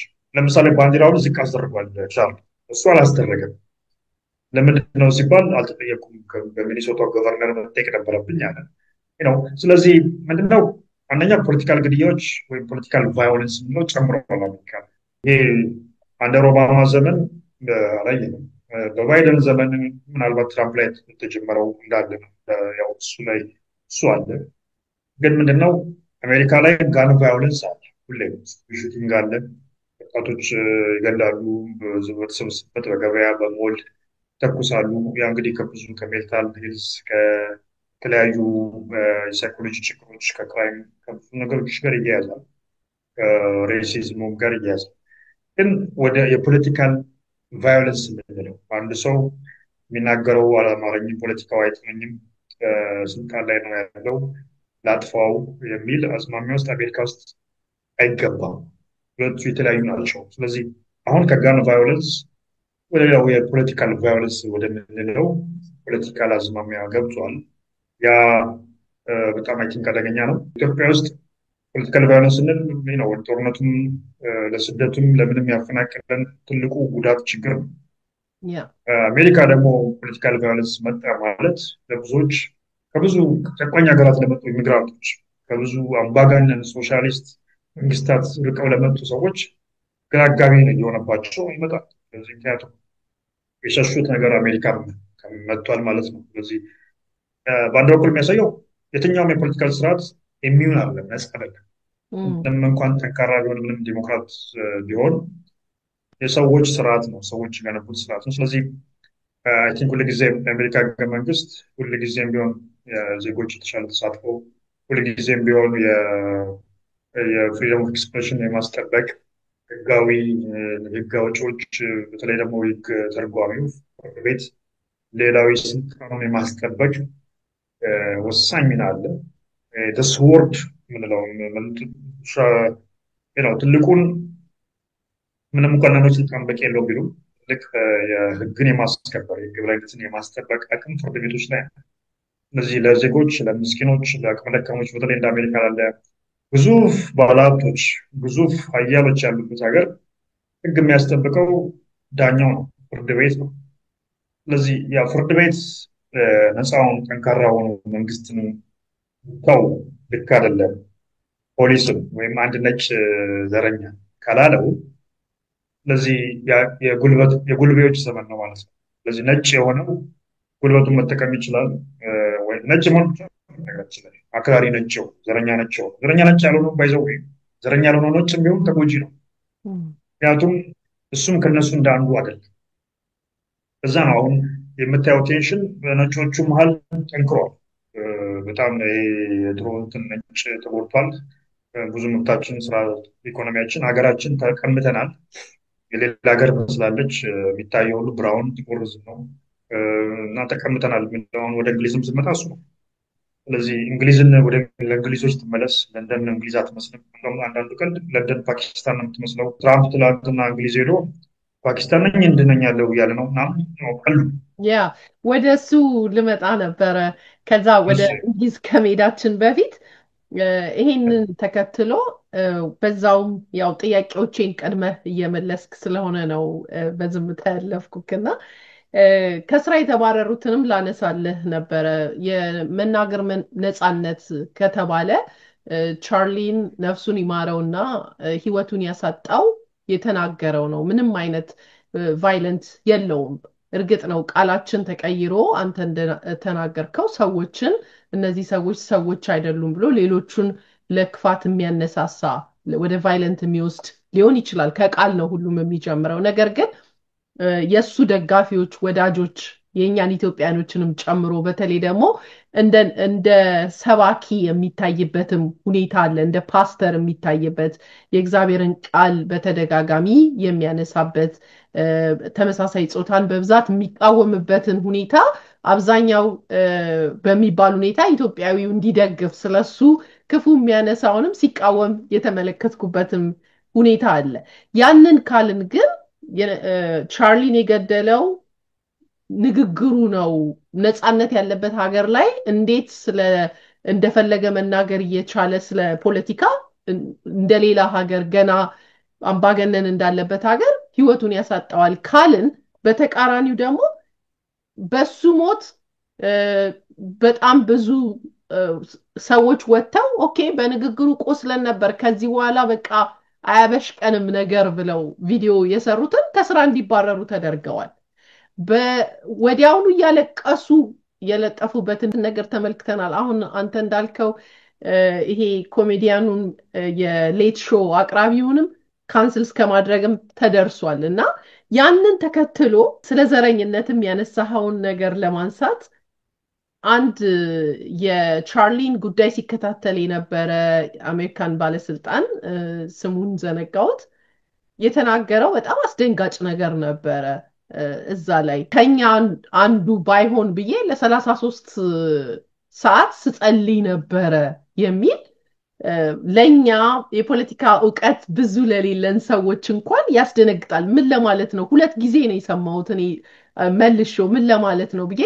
በፖዚቲቭ አይን ለማየት ኦኬ ከኛ አካባቢ ማለቱ ነው ከዚህ ከተማ ማለቱ ነው ብዬ እንዳልወስደው ከሌላ ሀገር የመጣ የሚጨመረበት ወዲያውና ያንን ተከትሎ በዛው እንድታነሳልኝ እንፈልገው ይሄ እንቅስቃሴ ወደ ሌላም ሀገር ተዛምቷል ወደ ዩኬም ሄዷል ቶሮንቶም ላይ ካናዳም ላይ እያየነው ያለው ነገር አለና በዚሁ አንድ ላይ አድርገ የዓለማችን ፖለቲካ ወዴት እየሄደ ነው የሚለውንም እንደ መጠቅለያ ብታደርግልን ደስ ይለኛል ጥሩ አሚን ቅድም እንዳልኩሽ እንግሊዝ የአሜሪካው ኦሬዲ እንደገለጽኩልሽ ነው በአንድ በኩል የሚያሳዝነው ለፍሪደም ኦፍ ኤክስፕሬሽን ሟች ነን ዘበን ቆማልን የሚሉ ሰዎች ወደ እነሱ ሲመጣ ግን ቤት አባታቸው እንኳንም የሚሉ ከሆነ ወይም አይመለከተኝም ስለሚወሰደው እርምጃ ካለ ብዙ ጊዜ ችግሩ የአቋም አለ ወይም ለፍሪደም ኦፍ ኤክስፕሬሽን ንግግር ነፃነት ያላቸው የማይናወጥ አቋም አይደለም ያለው ችግር ምንድነው የፖለቲካል ባላንጣ ማጥቂያ መሳሪያ ስለሆነ ወይም ደግሞ የዘረኝነት በእነሱ ዘር የማይመስላቸውም በእነሱ ወገን ፖለቲካሊ የማይመስላቸውም መምቻ መሆኑ ስለዚህ አሜሪካ ላይ ዲስፓይት ፖለቲካል ዲፍረንስ ከዚህ ብዙ ጊዜ የሚታወቀው ራይት መንግስት ኮንሰርቫቲቮች በጣም የሚታወቁት በአሜሪካ ታሪክ ፍሪደም ኦፍ ኤክስፕሬሽን እና የዚህ መሳሪያ የመያዝ መብት ለየትኛውም አሜሪካ ያው ጅምሩ ለነጭ ነው እዚህ ላይ መሳት የለብን ነገራችን የአሜሪካ ህገ መንግስት ሲቀለሰስም የአሜሪካ ስትወጠን ነጭ ወንድን ከነጭም ነጭ ወንድን ታስባ የተቋቋመች ሀገር ነች አሁን ያንን ፕሮሚስድ ላንድ የሚሉት በሂደት ግን ይሄ ፐርፌክት ዩኒየን የሚለው ህገ መንግስቱ ምንድን ነው እነዚህ በህብረተሰቦች መካከል ያሉ የዘር ልዩነቶች እየሳሱ እየላሉ በደቡብ እና በሰሜን የነበረው የሁለቱ ግዛቶች ክፍፍል እሱም ፈርሶ towards a perfect union ምንለው እነዚህ በጋራ ፈንዳሜንታል የሆኑ ቫልዩዎቻቸው እየተስማሙ ህዝቦች በሂደት ወደዛ እየተጓዙ የሚያጸኗት እና የሚገነቧት ወደ ዴስቲኒያቸው የሚሄዱባት ሀገር ነች ነው እንጂ ፐርፌክት ነች አይደለም መነሻው እዛ ነው የአሜሪካ ጥቁሮችም ቢሆን ሲታገሉ ወደዛ እንድረስ በሚል እምነት ነው እንጂ ስለተጀመረችው አሜሪካ ወይም ስለነበረችው አሜሪካ ሳይሆን ለመዳረሻው ስለዚህ አንዳንዶች ነው አንዳንድ በጣም ሪቮሉሽናሪ አብዮተኛ ጥቁሮች ህልሙኛን አይካቱትም ለምንድነው ስለ ህልሙ የምንታገለው ይላል ምክንያቱም በህልሙኛን መጀመሪያ አልወጠነንም የወጡን አካል አላደረገንም ስለዚህ ለምንድነው እዛ ውስጥ እኛ በግድ ምንንፈራገጠው ህልሙ ለኛ ሊበቃን እና የሚል አለ። ለዚህ የሰጠው ማልኮም ኤክስ ማርቲን ሉተር ኪንግ ምንድን ነው እንደሌሎቹ ሀገር መገንጠል መብት የለም ነው ግዛት የለንም እዚሁ ያለን ከነጭ ጋር። ስለዚህ ነጭ የኛው የትግል አካል ማድረግ እሱ አንድ ኢቫንጀሊካል ነው፣ ትልቅ ፓስተር ነው እንደምታውቂው። እና ንግግሮቹም በሃይማኖታዊና ሞራል የሆኑ ክሌሞች ፊሎሶፊካሎችን በማጣቀስ በተለይ ቤድልም የሚለው ንግግሩ ምን ያህል ትልቅ ለውጥ የፈጠረ ብዙ ነጮችንም ከጎኑ ያሰለፈበት ነው። እሱ እንኳን ተገድሏል። ስለዚህ ምልልሽ ነው በአሁንም የምናየው ለምሳሌ የንግግር ነፃነቱ መከበር አለበት መገደል አልነበረበት ልክ ናቸው። እዛው ልክ ደግሞ እሱ እንግዲህ ተከትሎ ሰዎች የሚሰጧቸው ሀሳብን እያዩ ይሄማ መታሰር አለበት፣ ይሄማ ስራ መባረር አለበት። አንዷ ለምሳሌ ሰሞኑን 200 ሪፖርት አድርጌያለሁ ዛሬ ስራ የሚለጥፉትን ሳይ ታዋቂ የነሱ አክቲቪስቶች ናቸው። እና ብዙ ሰው ስራ ያጣል ማለት ነው። አንድ ጥቁር ልጅ አሁን ስትጨፍር ታይታ ትምህርት ቤት ዩኒቨርሲቲ እንዳትሄድ ተከልክላለች። እነዚህ አይነት እርምጃዎች አሁን ምንድነው እኛ ላይ ድሮ ተደርጓል ነው አንዱ አሁን ከማየው ከሚለጠፉት ማየው እኛ ላይ ድሮ ሲደረግ ነበር። ስለዚህ አሁን ተራችን እኛ የምናደርገው ነው። ምክንያቱም ብዙ አንዳንድ አይ ቲንክ በአንድ በኩል ማመን ያለብን የዲሞክራት መንግስት መሪዎችም አንዳንድ የወሰዷቸው ትክክል ያልሆኑ እርምጃዎች ነበሩ። ለምሳሌ የአሜሪካ ችግሮች ስር ነቀላዊ ችግሮች ናቸው፣ የቆዩ ናቸው። ስለዚህ ሚስተር ኤክስ የሆነ ነገር ሲሳደብ ከስራ ማባረር፣ መጥፎን ሲልቅ ማገት፣ እነዚህ እርምጃዎች ተገቢ አልነበሩ ብያለሁ። ለዛ ነው ይሄ ዎኪዝም ይሄ ካንስል ካልቸር ነው ይነቀልልን የሚል ብዙ ነጮቹ ለቅሬታ የመጣው በተለየ መንገድ ተሂዶ ቢሆን የተወሰነ እነዚህ ለምሳሌ ለነጮቹ የተለየ ትምህርት መስጠት፣ ካውንስል ማድረግ፣ የተለየ ቶሎሬት ማድረግ የሚቻልበት ድል ቢኖር ሁሉንም መጥፎ የተናገረው ሁሉ ከስራ ማባረር ወይ ካንስል እናድርግ የሚለው አይኖ አንዳንድ ጊዜ የሚላሉ ሰዎች ኮንሲኩዌንስ ያስፈልገዋል ንግግር ይላል። ኮንሲኩዌንሱ ግን አሁን ነጮቹ እና የዚህ ሪፐብሊካን አካባቢ የተሰባሰቡት ኃይሎች የመሰላቸው እነሱ ላይ ብቻ ታርጌት ያደረገ ከዚህ በፊት የመሰላቸው። ስለዚህ አይ ቲንክ ዲሞክራቶቹም በጥንቃቄ ያልያዙትን ጉዳይ ምክንያቱም የአሜሪካ ጉዳይ ሴንሲቲቭ ነው። የዚህ የሬስ ጉዳይ ነው ብዙ መሰረቶች ስላሉት። ስለዚህ ያ ነው ተመልሶ የነከሳቸው። ያ ማለት ግን አሁን ደግሞ ሪፐብሊካኖች የሚያደርጉበት መንገድ ደግሞ ልክ አለ። በተለይ ደግሞ የዚህኛው ግልጽ የወጣ አምባገነን እና በግልጽ ደግሞ ለአንድ ግሩፕ ብቻ የቆመ መንግስት እንዲመስል ዲሞክራቶች እኮ ቢያንስ ጥቁሮቹም አለንላችሁ ምረቱን ስፓኒኮቹም አለንላችሁ ምረቱን ይላል። ለእናንተ የሚሆን ፖሊሲ እንቀርጻለን፣ ሶሻል ቤኔፊት እንሰጣለን እናምን እያሉ ያባብሏቸዋል። የተለያየ ጥቅማ ጥቅም እየደለሉ ስልጣን ይፈልጋሉ። ስልጣናቸውን ለማራዘም ምርጭ የነሱን ቮት ይፈልጋሉ። እዚህኛው ላይ ግን ነጭ አናሳ ሊሆንብን ነው፣ ነጭ አሜሪካ እየተቀማችው ነው፣ የነጭ በላይነት እየጠፋ ነው፣ ነጭ የሚባል ዘር አደጋ ውስጥ ነው የሚለውን ወደሚቀጥለው ይወስደናል። ወደምን ነጭ የተባሉት አሜሪካኖች፣ ነጭ የተባሉት ካናዳዎች፣ ነጭ የተባሉት እንግሊዞች ሁሉ ስጋት ላይ ናቸው። ከዛም አልፎ ነጭ የተባሉት ሳውዝ አፍሪካኖች ስጋት ላይ ናቸው የሚል ነው ኤለን መስክ። ኤለን መስክ ኢንተረስቲንግ ፊገር ነው ሲሆን ሀገራችን ላይ የእንግሊዝ ጉዳይ ላይ ከአመት ጀምሮ በኤክስ ላይ ትዊተር እንደምንለው ማለት ነው በድሮ ስሙ ብዙ ፊት አውራሪ የሆኑ የእንግሊዝን ጉዳይ ይለጥፋል። ለምሳሌ ሚግራንቶች ሴት ደፈረች ብሎ ይለጥፋል። አንድ ሚግራንት ነጭ መታ ገደለ ብሎ ይለጥፋል።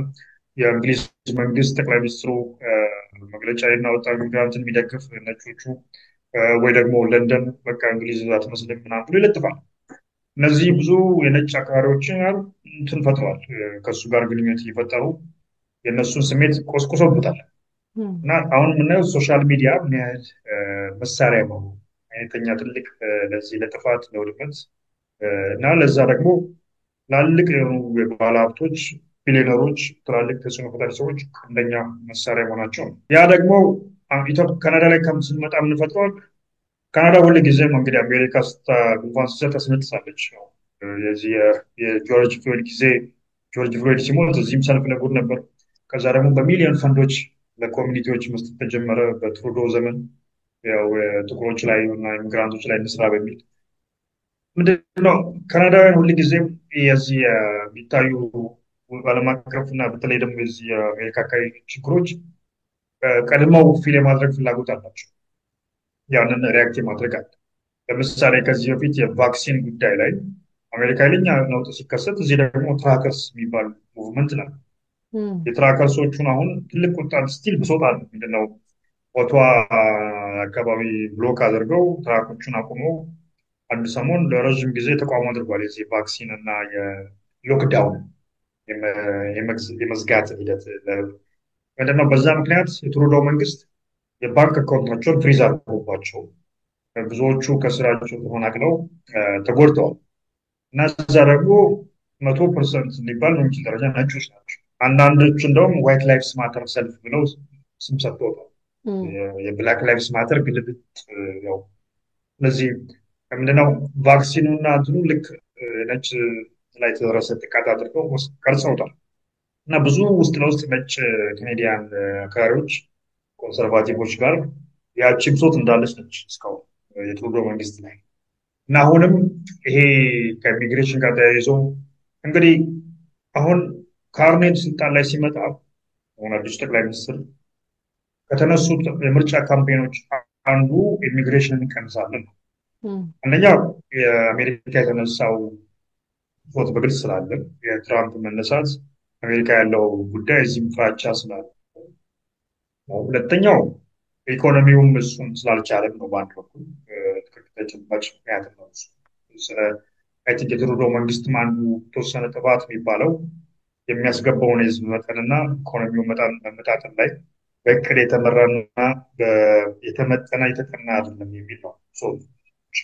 ሰው አሉ እዛ ላይ አይ ቲንክ በተለይ ብዙ ዓለም አቀፍ ተማሪዎች በብዛት መምጣት ብዙ የፊጂ ኬዞች ሰዎች መጡ። በዛ ሂደት በተለይ በትምህርት አድርገው ብዙ ተማሪዎች ከገቡ በኋላ ሼልተር የሃውሲንግ ችግር መጣ፣ ክራይሲስ። በዛ ልክ ደግሞ የጆብ ማርኬቱ በቂ አልነበረም። በቂ ስራ ማግኘት በፊት እኛ ስንመጣ የዛሬ 8 ዓመት 10 ዓመት አካባቢ ከዛ የዛሬ 6 ዓመት እንኳን ሰዎች በጥቁር ስራ ለማግኘት አይችሉም። ፋብሪካ ሄደው ስራ ቶሎ ለማግኘት አይቸገሩም። ሰዎች በቀላሉ በተለያዩ በኩል ስራዎች ያገኛሉ። አሁን በየትኛው መንገድ ስራ ማግኘት ከባድ ነው። ብዙ ስርዓቶች አሉ። ስለዚህ አንደኛ ትክክል ያልሆነው ምንድነው ስራ ያጣው ነጩ ስራ አልተቀማም። ቢቀማም ነጩ ብቻ አልተቀማም። ስራ አጠቃላይ መሆን የነበረበት ኢሚግሬሽንን በስነስርዓት እንምራ፣ ማስተካከል አለብን። ከዛ ልክ ደግሞ ስራ እድል ይፈጠር ነው ያለበት ጥያቄ ካናዳ ላይ። ግን ያው ቀላሉ ዘዴ ብዙ ጊዜ ፖፑሊስት ምንለው ፖፑሊዝም ማለት ህዝበኝነት፣ ህዝብን የሚያነሳሱ ለህዝብ ስሜት ቀላል የሆኑትን መፈክሮች፣ ሲምቦሎች በመጠቀም ህዝብን መንዳት፣ መምራት እና ማሰማራት የፖለቲካ ስትራቴጂ። ትራምፕም ባህሪ ያው ይዛ ነው። በተለይ ደግሞ ህጋዊ ድጋፎች ሲኖሩ ለምሳሌ ሰልፍ መውጣት እንደፈለገ የሚፈቀድበት ሀገር፣ ማደራጀት እንደፈለገ የሚፈቀድበት ሀገር ሲሆን ህጋዊ ስርዓቱን ለዛ ጠልፎ ለመጠቀም ቀላል ያመቻል። ኢትዮጵያ ቢሆን ያው የመንግስት እርምጃ ይሆናል። እንደዚህ አይነት ሀገር ግን መብታቸውም ስለሆነ ማለት ነው። ስለዚህ አሁን የምናየው አንታይ ሚግራንት ሰልፍ ለምሳሌ እዚህ ክሪስቲ ፓርክ ላይ ተካሄደው ሲንግተንና አካባቢ ባለው ማለት ነው ዱር ዌስት ላይ ግን ምን ተከሰተ? ፕሮ ኢሚግራንት የሆነ ቁጥር ተገልብጦ መጣ፣ በለጠ። ስለዚህ ወደ ሄዱ ወደ መንገድ ላይ ከተማውን ይዘው መውጣት ጀመሩ። በአንድ በኩል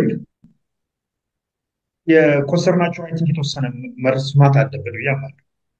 ምንድን ነው አንዳንድ ይሄ ሪጀክት የማድረጉ ችግር ነው ወደ አካባቢዎች የሚገባቸው። ይሄ ዘረኛ ምን ይሰራል እዚህ ማነው ስራ የቀማው አንታይ ኢሚግራንት ምናምን ያሉ መስጋቱ በአንድ በኩል አይ ቲንክ ጥሩ አይደለም። አሁንም አይ ቲንክ በካናዳ መንግስትም ጋር በዚህ ላይ ጥንቃቄ ያስፈልጋል ብዬ አስባለሁ። ምክንያቱም ካናዳ ውስጥ ምናልባት ነጭ እንደ አሜሪካ ብዙ አይደለም። ወደፊት በሂደት በጣም ያነሰ ነው የሚሄደው። ኢሚግራንቱ ኦልሬዲ ብዙ ነው።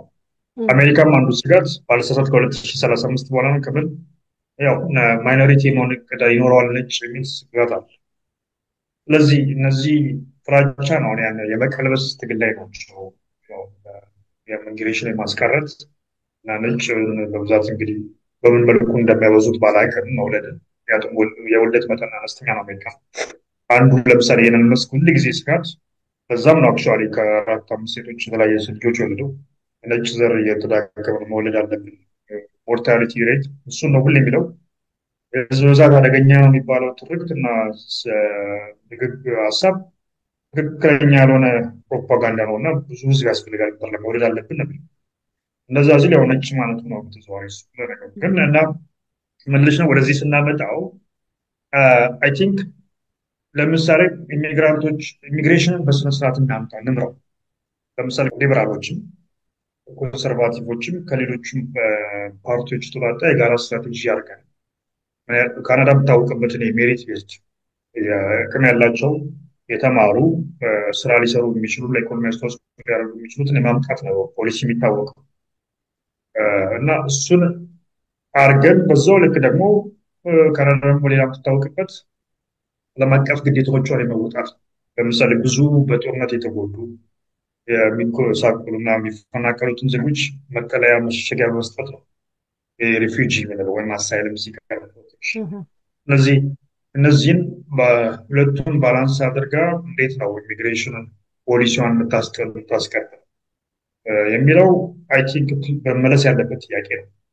ከዛው ጋር ደግሞ ተዞሪ በተያያዘ የኢኮኖሚ ጉዳይ መመለስ አለበት። አሁን ካርኔት ሲመረቅ ትልቅ ተስፋ ይጣለበት እንግዲህ ገና ማየት የሚገባን ውጤት ያለው እንግዲህ ብዙ ሰው ተስፋም ያለው ወይም ተስፋም እየተሟጠጠ ያለበት አንዱ ጉዳይ ኢኮኖሚ ነው። ስለዚህ ኢኮኖሚው ይህን አድሬስ ማድረግ መቻል አለበት። በእነዚህ ጥያቄዎች ስራ ከመጣ የስራ እድሎች ከተፈጠሩ ሊዳከሙ የሚችሉ ጥያቄዎች ናቸው። ስለዚህ ኢኮኖሚው ግን ከተዳከመ ብዙ ጊዜ በየትኛውም የፖለቲካል ሶሻል ፖለቲካል አለመረጋጋት እና ነውጦች ወይም አብዮቶች ላይ የመጨረሻውን ምሳር የሚያሳርፈው ኢኮኖሚያዊ ችግር ኢኮኖሚ ጊዜ አይሰጥም። አንድ ሰው መብላት ካልቻለ መልበስ ካልቻለ ትራንስፖርት በቂ ብቻ ሳይሆን እንደ ካናዳ ደግሞ ባለ ኳሊቲ ኦፍ ላይፍ ከወረደ ሰርቫይቫል ከመሰለው እና ትግል ላይ ከሆነ ሁል ጊዜ ኑሮ ይሄ በተለይ ለነጮች ቀላል ምክንያቱም ትላንት ጥሩ ነበር የምንኖረው የሚል ውስጥ ይገባል። ስለዚህ ትላንት ጥሩ ነበር ዛሬ ምን ነካ ብለው ቀላሉ መፍትያቸው ለነሱ ነው የኢሚግራንቱ ነው የኢሚግሬሽን ፖሊሲ ነው እዚህ ጋር የመጣው ህንዳዊ ነው እዚህ ጋር ያለው ኢትዮጵያዊ ነው እስራኤል የቀማኝ ኢኮኖሚን ከኔ ወሰደብኝ የሚል እንትን ውስጥ መግባታቸው ተፈጥሯዊ ነው በአንድ በኩል ለሰው ካየ ነው። ስለዚህ ያ ማለት ግን ጀስቲፋይድ ነው የዘረኝነት የሚያደርጉት ሰዎች ላይ ጥቃት የሚፈጽሙት ስፒቹ ምናምን ጀስቲፋይድ ነው ማለት አይደለም። ስለዚህ ከዛ አንጻር አይ ቲንክ በፖሊሲ መመለስ አለበት በኢኮኖሚ ፍትሃዊነት መመለስ አለበት በኢኮኖሚያዊ መፍትሄዎች። ወደ እንግሊዝም ስንሄድ አይ ቲንክ እንግሊዝ የለንደን ከንቲባው ሙስሊም ነው ከፍተኛ ሙስሊም ኮሚኒቲ ጨምረዋል እና የእንግሊዝ ላይ ብዙ ጊዜ እንግሊዝ አትመስልም የሚሉ ያው እንደ ብዙ ነጭ ካሪዎች ጋር በተለይ ከዚህ ከአውሮፓ ህብረት የወጣች ሰሞን ጀምሮ ያሉ ጥያቄዎች ናቸው። እነዚህ ከሙስሊም ከአረብ እና ከሌሎች ከአፍሪካ ሀገራት ብቻ ሳይሆን አክቹዋሊ ከምዕራብ ከደቡባዊ አውሮፓማ ጭምር ከነ ፖላንድ እና የሚመጣው ሰው ሁሉ አንፈልግም ነገር ነው በአንድ በኩል ያለው ምክንያቱም የሚግራንቱ ስራችንን ከማን እድላችንን ተነፈግን ነው በአንድ በኩል እና ለእነሱ ላይፍ ኢዚ የሆነላቸው ነው ጊዜው እዚህም የሚባለው ታክስ አይከፍሉም የሄልዝ ቤኔፊት በቀን በነፃ ነው የሚያገኙት ነው እንግዲህ አንዳንዴ ሳይ ሪል ነው ወይ ስላለው ኦፍኮርስ ምንድነው ለምሳሌ አንድ ሰው ዛሬ ኢሚግሬት አድርጎ እዚህ ሀገር ቢታመም በነፃ ጤና ህክምና ሊያገኝ ይችላል። ያ ማለት ግን ነፃ ነው ማለት ነገር ሲሰራ ይከፍላል። ስለዚህ በአንድ በኩል ማለት ኢንትራንስ ፌ መክፈል አለበት ነው አንድ ያው ትርጉሙ ሲገባ አንድ ሰው እድር ሲገባ የእድር መግቢያ ብር አለ አዲስ የመሰረቱት መስራቾችና አዲሶች እኩል አይቀላቀሉም። ለምሳሌ 5 ዓመት ከነበረው 2000 ያዋጣው ነው አዲስ ሰው የሚገባው ሊባል ይችላል። በየወሩ መዋጮ 200 ብር ከሆነ አንድ ሰው አዲስ ሲገባ ግን ከ5 ዓመት ከተመሰረተ በኋላ ሌሎች ያዋጡ ስለቆዩ አዲስ የሚገባ ሰው ግን 2000 ብር ከፍሎ ነው ሊባል ይችላል። አሁን ነጮቹ ጋር ማየው እንደዛ አይነት ማለት እኛ ኦልሬዲ የገነባ ነው የታክስ ከብለን እስከዛሬ ያመጣ ነው የሄልዝ ኬር ሲስተም ነው አንድ ሰው ዛሬውን መጥቶ ኢንትራንስ ፊ ሳይከፍል እንዴት ነው? ግን በአንድ በኩል ደግሞ ዩኒቨርሳል ሄልዝ ኬር ካልሽ በተለይ ደግሞ ያ ሰው እዚህ ለመኖር የወሰነ ሰው ነው የመጣው እዚህ ሀገር ነው በአንቺ ጥበቃ ስር ነው መጠየቅ ካለብሽ መንግስት ኦልሬዲ ፈቅዷል እንዲመጣ ያ ሰው። ስለዚህ ያ ማለት አቅመ ደካማውን ጤነኛ ማለት የጤና ችግር እየገጠመው ጤና ሰርቪስ አያገኝ ማለት ሞራሊቲም ይጎለዋል። ከዛም አንጻር ካየ ነው ማለት ነው። ስለዚህ ወደ እንግሊዙ ግን በአጠቃላይ ለመሄድ ምንድነው የዚህ በብሬግዚት የምንለው እንግሊዝን ከአውሮፓ የማስወጣት ዘመቻ ላይ ሬፈረንደም ላይ ብዙ ተዋጅተዋል። ለምሳሌ እንግሊዞች ወዲያው ከአውሮፓ ህብረት ከወጡ ማግስት ጀምሮ እያንዳንዱ በሚሊዮን ብር እድገት ደሞዛችን ይጨምራል፣ ምንድነው የጤና ኳሊቲያችን ይሻሻላል ብለው ነው ናይጀር ፋራጅ ብለው የዚህ አንታይ የአውሮፓ ህብረት መሪዎቹ የፖለቲካ መሪዎቹ ያደረጉት ንቅናቄ። ዴቪድ ካሜሮን በወቅቱ ያንን ደግፈው ነበር የወቅቱ እንግሊዝ ጠቅላይ ሚኒስትር። በኋላ ምንም እንኳን ሪግሬት ቢያደርጉ ቦሪስ የምንለው የውጭ ጉዳይ ሚኒስትር የነበረው በኋላ ዴቪድ ካሜሮን ሲነሱ ጠቅላይ ሚኒስትር የሆነው። ስለዚህ እነዚህ ሰዎች ኤሊቱ ያን ጉዳይ መርቶ በኋላ ግን የእንግሊዝ ህዝብ የተነገረው ፕሮፓጋንዳ የተሸጠለትን ጥቅም አላገኘም። ለምሳሌ የእንግሊዝ ኢኮኖሚ በእንግሊዛውያን አልተመራም ወይም የእንግሊዝ ኢኮኖሚ እንደሚፈለገው አላንሰራራም በሚባለው።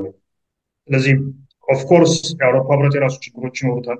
የአውሮፓ ህብረት ምንድነው አውሮፓ ራሱን የቻለ ትልቅ የኢሚግሬሽን ችግሮች አሉት።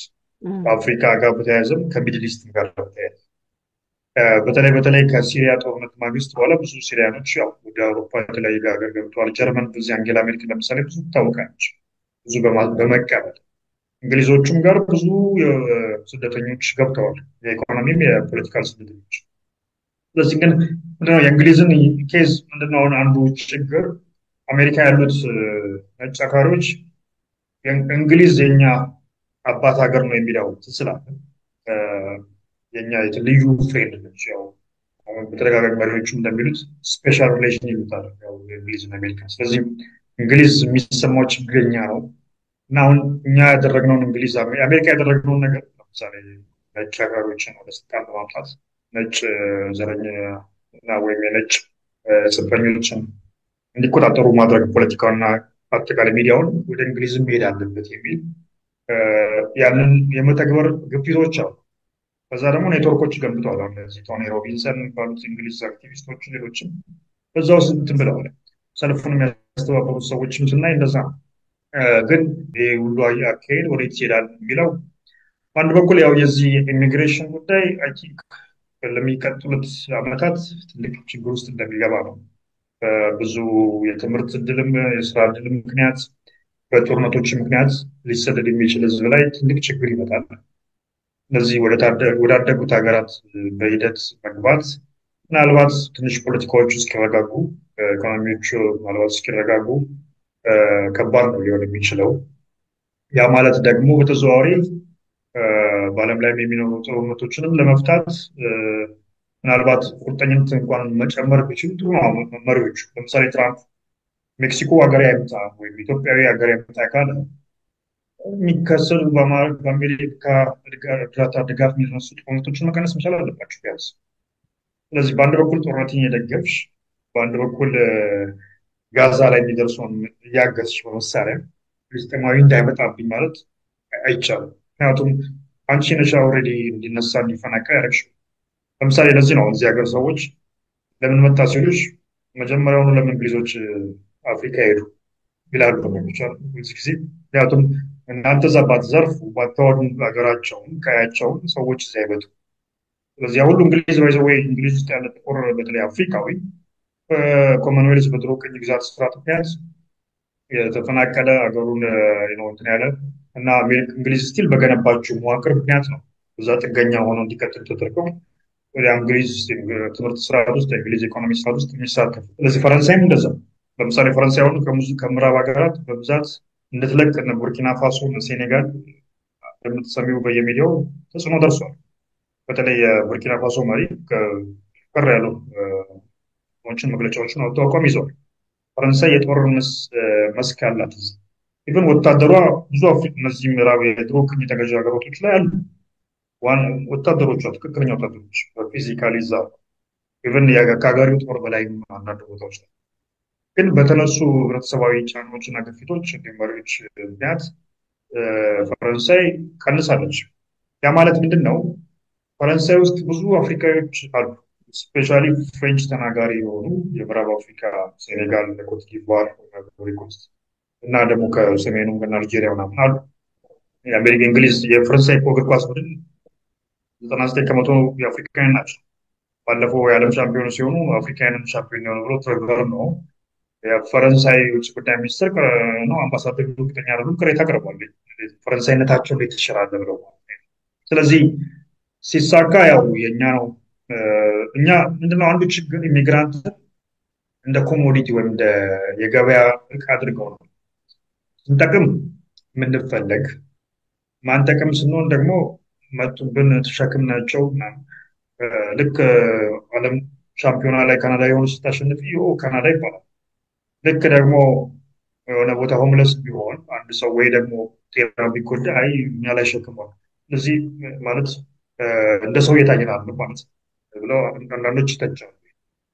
ስለዚህ የፈረንሳይን እንዳነሳዎች ለምንድን ነው ፈረንሳይ እዛ የጦር መሳሪያውን ከቅኝ ግዛት ማግስት ከስልሳዎቹ ጀምሮ ባትገነባ እዛ ለምሳሌ የዚህ የእንትን የስሌቨሪ ታክስ የሚባላል ነገራችን ላይ ስቲል እስካሁን ያለ እዚህ የቅኝ ግዛት ታክስ ማለት ነው።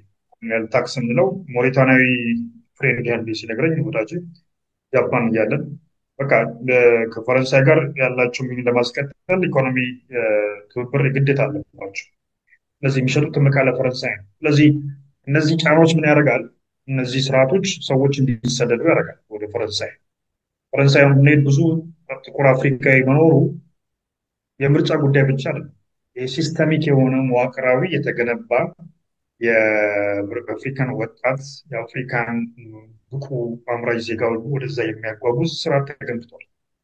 ያ ምንድነው? አገር ቤት እድል እንዲያወጡ ስለተደረገ፣ አገር ቤት ፍትሃዊ የኢኮኖሚ ስርዓት እንዳይኖር ስለተደረገ፣ ነፃ ዲሞክራሲያዊ ስርዓት እንዲያብብ የማያመች ፖለቲካዊ ድጋፍ ስለሚያደርጉ እና ጣልቃ ገብነት ነው። ስለዚህ ኢሚግሬሽንን ለማስተካከል የውጭ መንግስታቶች እነዚህ ካናዳም፣ አሜሪካም፣ እንግሊዝም ፈረንሳይም ጭምር ጀርመንም የውጭ ግንኙነት ፖሊሲዎቻቸውን ማስተካከል አለባቸው። ዶሜስቲካሊ ደግሞ ኢኮኖሚያዊ ጥያቄዎችን መመለስ መቻል አለባቸው። ያለበለዚያ ሁልጊዜም ኢሚግራንት ምን እየሆነ ነው? ስኬፕ ጎት ነው ማለት ይሄ የጦስ ዶሮ ማለት ነጭ አካባቢው ባፈነው ቁጥር ኢሚግራንቱ ነው፣ ጉንፋን በያዘው ቁጥር ኢሚግራንቱ ነው። በቃ እኛ ቀላሉ ሰበብ ነው፣ ቀላሉ የሚታይ ታርጌት። ያ ማለት ደስ የሚል ስሜት የለውም ለኢሚግራንቱ። ምንድነው የባለቤትነት ስሜት ወይም የቢሎንጊንግነስ ነው ማለት ሰው አንድ ሰው ኢትዮጵያ ውስጥ ቤት ለምቦሳ ወይም እንኳን ደህና መጣችሁ ቤት እናንተ ነው ቤት እግዚአብሔር ነው ስንል እንግዳ ተቀባይነት ማለት ቤትሽ ቤቴ ነው ማለት ነው። ስለዚህ አንድ ሰው እዚህ መጥቶ የኖራል ዜግነት ባይዝ እንኳን በተለይ በዛ ላይ ብዙ ዜግነት እያዘ ነው ሰው የወለደ ነው፣ ኢኮኖሚያዊ አስተዋጽኦ እያደረገ ነው፣ ታክስ እየከፈለ ነው። ስለዚህ እዚህ ያለን ሰው አሁን ለምሳሌ ያለው ኢልማን ኦማር የምትባለው ሴኔት አባል ትላንት ወደ ትራምፕ መቼ ነው ወደ ሀገሯ የምትሄደው ሲሉ ነው። አሁን ባራክ ሁሴን ኦባማን ኬንያዊ ነው፣ አሜሪካዊ ዜግነት አልነበረው። እነዚህ ንግግሮች ኢሚግራንት ብቻ ሳይሆን አሜሪካዊ የሆነው ከግማሽ ነጭ የተወለደ ነው፣ ግማሽ ኦባማ። ያን ማለት የአሜሪካዊነትን መጠየቅ እና ዲናይ ወይም እውቅና መንሳት አይ ቲንክ አሁን የደረስንበት ትልቅ አስፈሪ የዚህ አዘሪንግ የምንለው ማለት ሌሎችን ከነጭ ውጭ ያለው። ስለዚህ አሜሪካዊ ማለት ነጭ ነው ማለት ነው፣ ካናዳዊ ማለት ነጭ ነው፣ እንግሊዛዊ ማለት ነጭ ነው ወደሚል ወደ ድሮ እስከዛሬ የመጣነውን የ70 የመቶ ዓመት ታሪክ የሚንድ እና ለመካተት ወይም ለመሆን ኢንክሉሲቪቲ ነው ቢሎንጊንግነስ የተደረጉ ምላስ ጨራሽ ትግሎች፣ ምላስ ጨራሽ እርምጃዎች፣ ብዙ ሰዎች ዋጋ የከፈሉባቸው ሂደቶች እንደገና የመለስን ወደኋላ የመቀለበስ ሂደት ላይ ነው የተገባው። ኢሚግሬሽን ይቁም ማለት አንድ ነገር ይቀነስ ነው። ያሉትንም ሰዎች ግን መቀነስ ማለት እውቅና መስጠት መብቶቻቸውን ለማሳነስ መሄድ ትልቅ ጉዳት ያመጣል። አጠቃላይ ህብረተሰባዊ መስተጋብር ላይ ያመጣል። አንድ ማህበረሰባዊ የሆነ ግንኙነት ላይ አጠቃላይ ሰላም ላይ እና የሀገሮችን መረጋጋት ላይ ችግር ያመጣል። ስለዚህ አይ ቲንክ በዛ ደረጃ መታየት ያለበት እና እነዚህ ወደፊት የመጓዝና ወደፊት አንሄድም ወደኋላ እንመለስ ትግል ነው።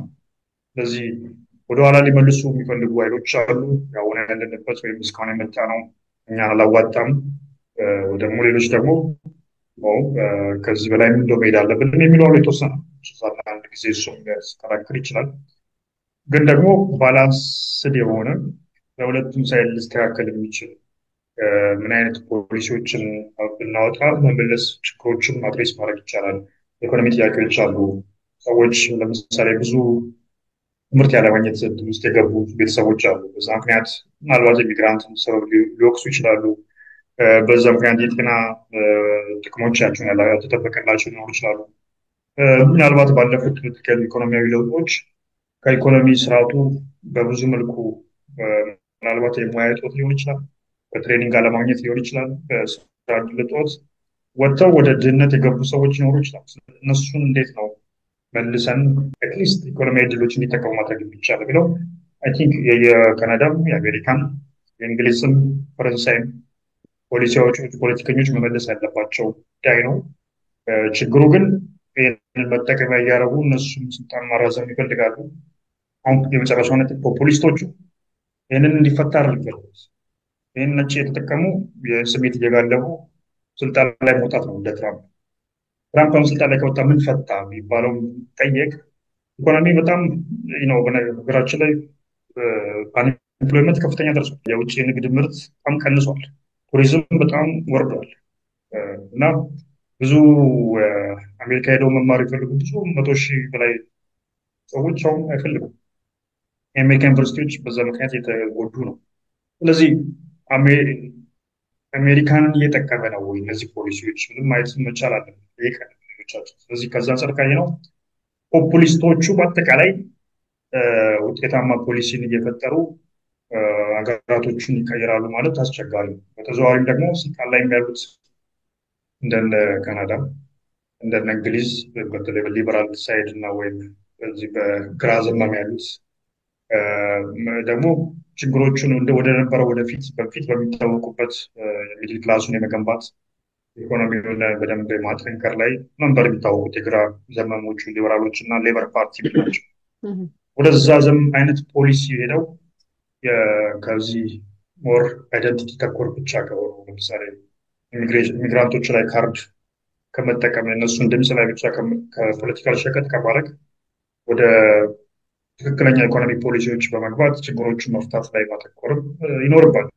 መልካም፣ በጣም አመሰግናለሁ። እንግዲህ ዓለም ያለችበትን የፖለቲካ ሁኔታ በዚህ መልኩ ስላስቃኘህን ግንዛቤም ስላስጨበጥከን በጣም እናመሰግናለን። እንደውም ተመልካቾቻችንን በዚህ አጋጣሚ መጠየቅ የምፈልገው በፊት ዓለም እንዴት ሰነበተች የሚል ፕሮግራም ነበረ አገር ቤት እያለ እና አንተም እንግዲህ ምንም ካናዳ ኢትዮጵያ ጀምራ ከዛ ካናዳ ተቀብላ በጃፓንም ተቀባብለው ያስተማሩክ ልጃችን ብትሆንም ዞሮ የኛው ነህና እኛንም እየመጣ ካለ ዕውቀት ግንዛቤ ብቅ እያልክ እንዴት ሰነበተች ዓለም የሚለውን ብታስገነዝበን ቶሎ እየመጣህ ላለውኝ ተመልካቾች ደግሞ ለዛ ኮመንታቸውን ቢያስቀምጡ መልካም ነው። በምን መልኩ እናርገው፣ እንዴት ይስተካከል፣ ይቀነስ፣ ይጨመር የሚለውን ደግሞ ተመልካቾች አስተያየት እንዲሰጡን እንጋብዛለን።